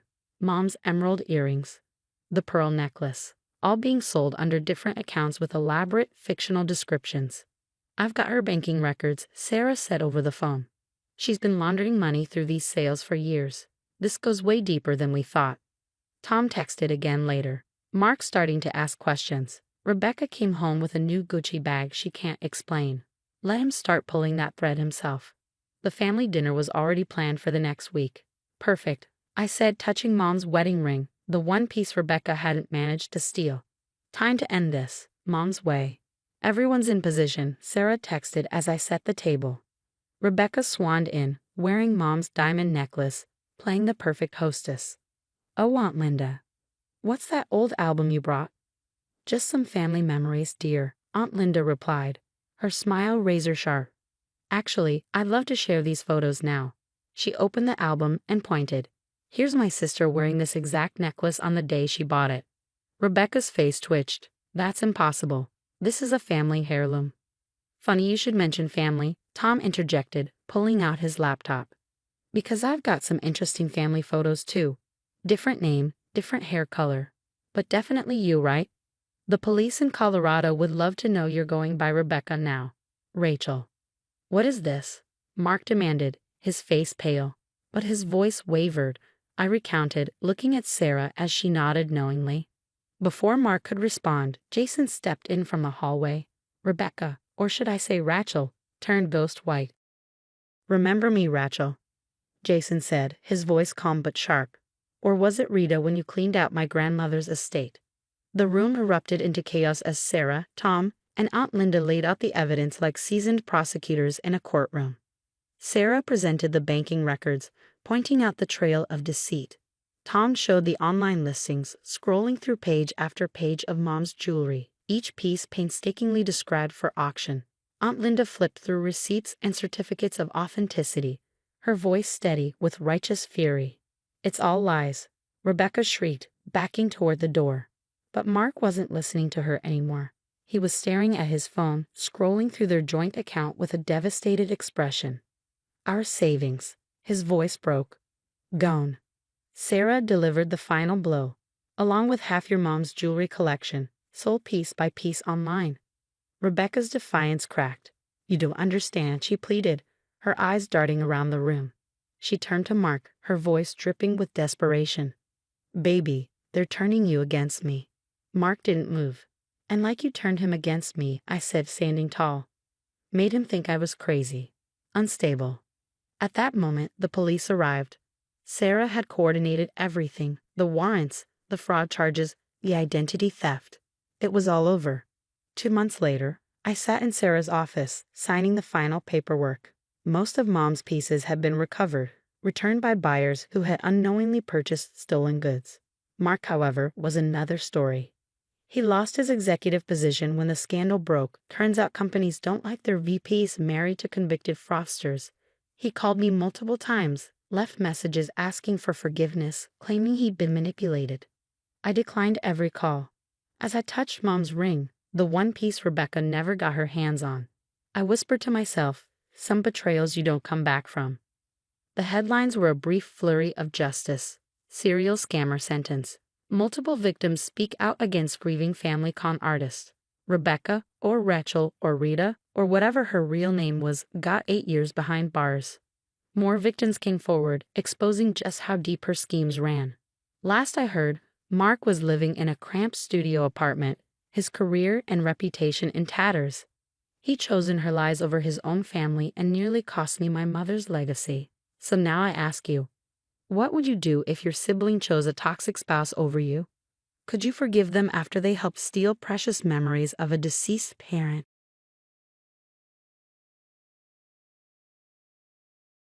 Hi everyone, I'm Marie, a speech therapist working with children with ADHD. My life seemed perfect, but I need to tell you how it all started falling apart. Have you seen next week's client list? It's packed, my assistant Sarah said, handing me a stack of files. That's great news. More kids we can help. I smiled, adjusting the framed photo of John and me on my desk. My engagement ring caught the light, making my smile widen.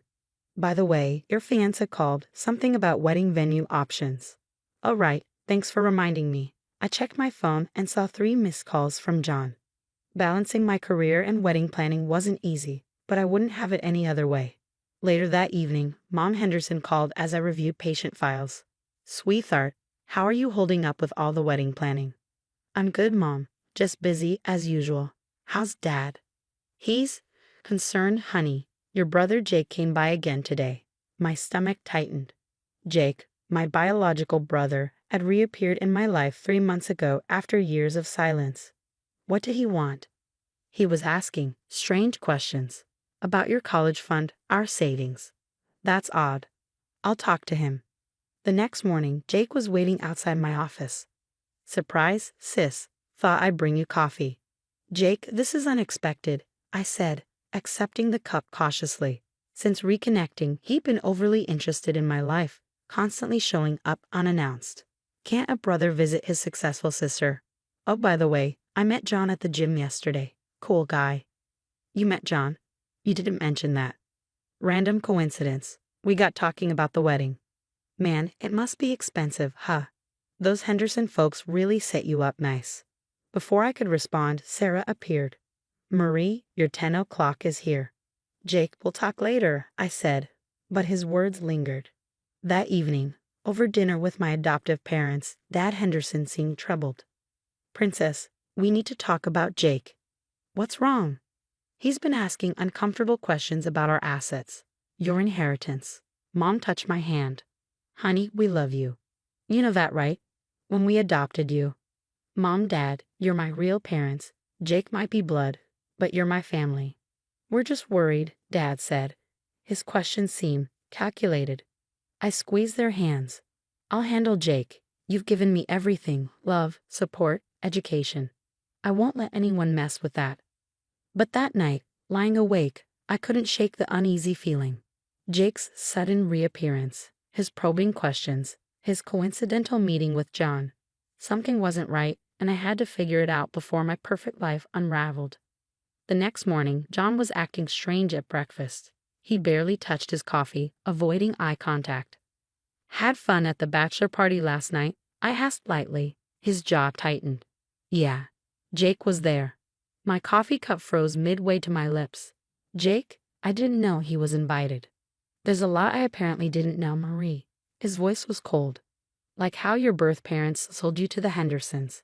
The cup slipped from my hand, chattering. "What?" "Jake told us everything. How they were desperate for money. How the Hendersons paid them off. Were you ever going to tell me?" "John, that's not true. I was adopted legally because my birth parents couldn't. I need time to think." He grabbed his keys and left. At work, my friend Sandra called. "Marie, we need to talk. People are saying things." "What things?" "Jake's been spreading rumors about you, that you're hiding dark secrets, that you're ashamed of your past." My hands shook as I hung up. My phone buzzed. A text from Mom Henderson. "Honey, Jake came by again. He seemed desperate. Mentioned something about owing money to dangerous people." Fury building, I drove to Jake's apartment. He opened the door, looking nervous. "Hey sis, what brings you?" "Cut the act. Why are you spreading lies about me?" He sighed, running a hand through his hair. "Look, I need help. I'm in deep with some gambling debts, minus 30 grand deep." "So you decided to destroy my life." Jake sneered, his voice dripping with venom. "The Hendersons are loaded. They bought you, didn't they? What's a little more money to protect their precious adopted daughter's reputation?" "They didn't buy me, and I won't let you extort them," I shot back, my voice trembling with anger. "Then I'll keep telling everyone the truth about our parents selling you. Wonder what the parents of your ADHD kids would think about their therapist's sketchy background." "Get out of my life, Jake. Whatever you think you're owed, you're not getting it." "Wrong move, sis. Very wrong move." I stormed out, tears blurring my vision. My phone buzzed relentlessly, messages from friends asking about the rumors. John still wasn't answering my calls. Jake's threats hung over me like a storm cloud. At home, I pulled out an old photo album. There I was, 3 years old, smiling with the Hendersons on adoption day. The photos told the truth. There was no secret payment, no selling of children. Just love and legal paperwork. My phone rang. It was John. "We need to talk," he said. "Yes, we do, because everything you think you know is a lie, and I can prove it." "I'll come over tomorrow," he said.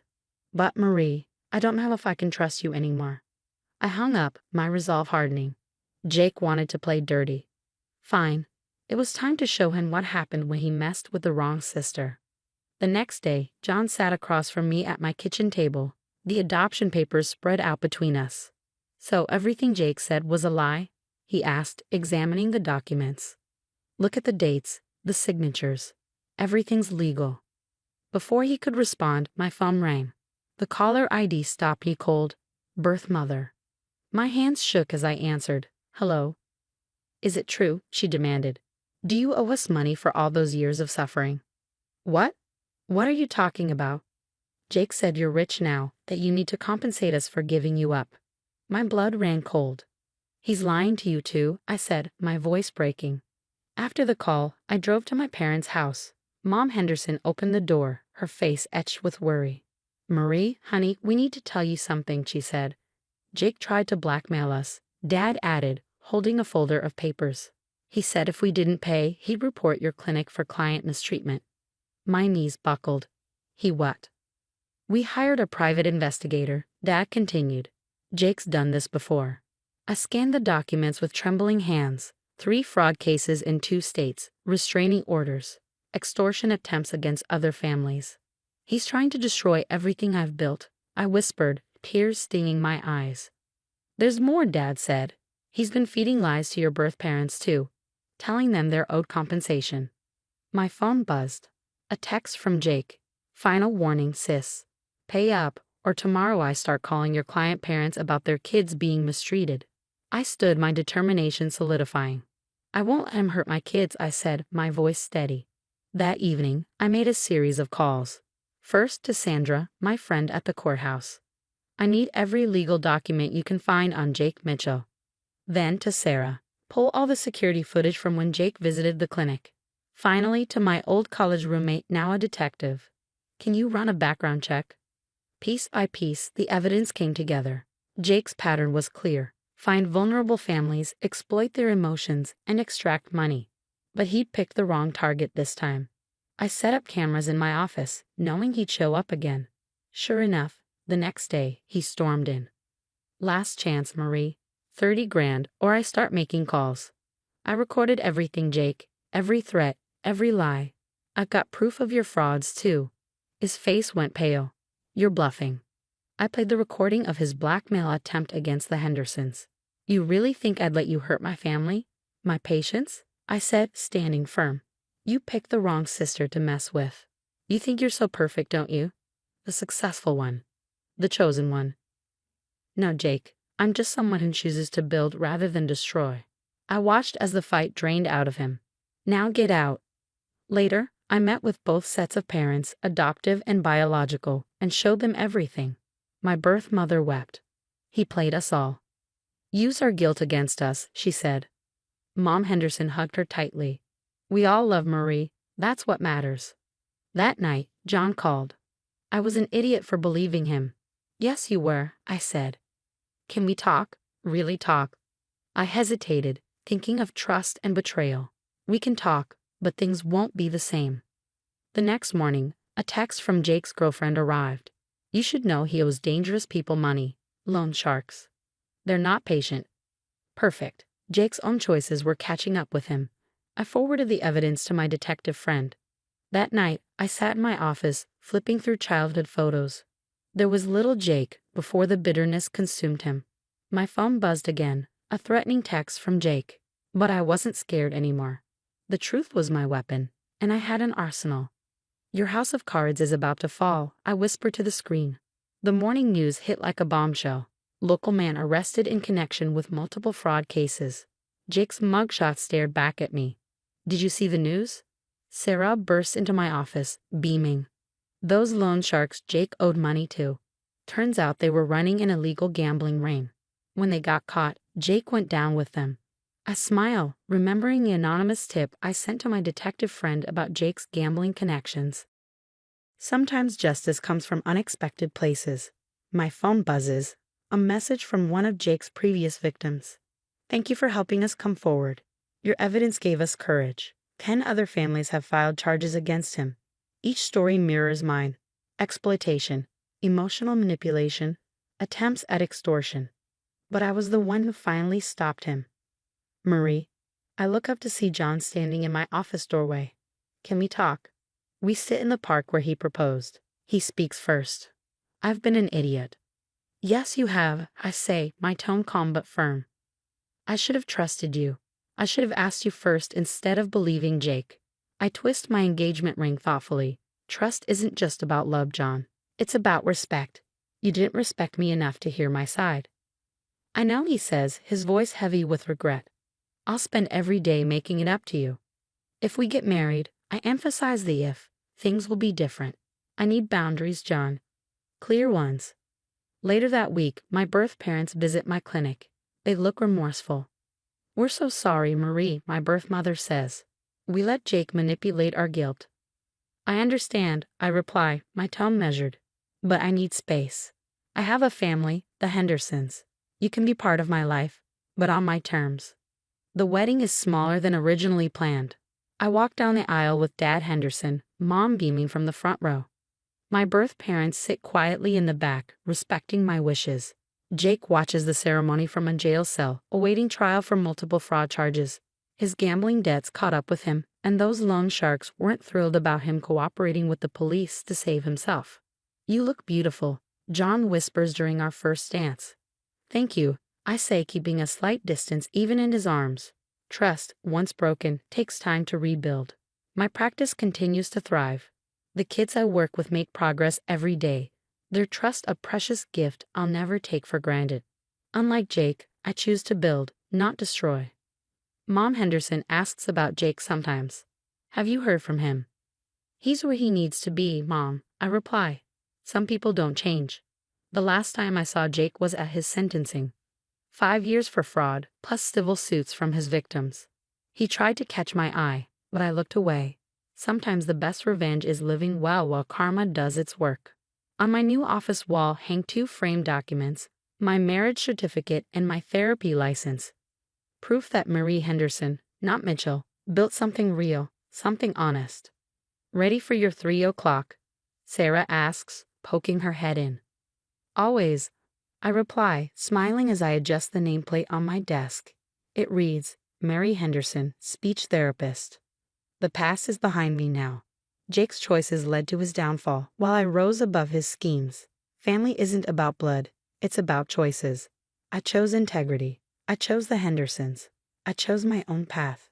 And John, he's learning that love without trust is like therapy without honesty. It only works if both sides are willing to do the work. We're getting there slowly.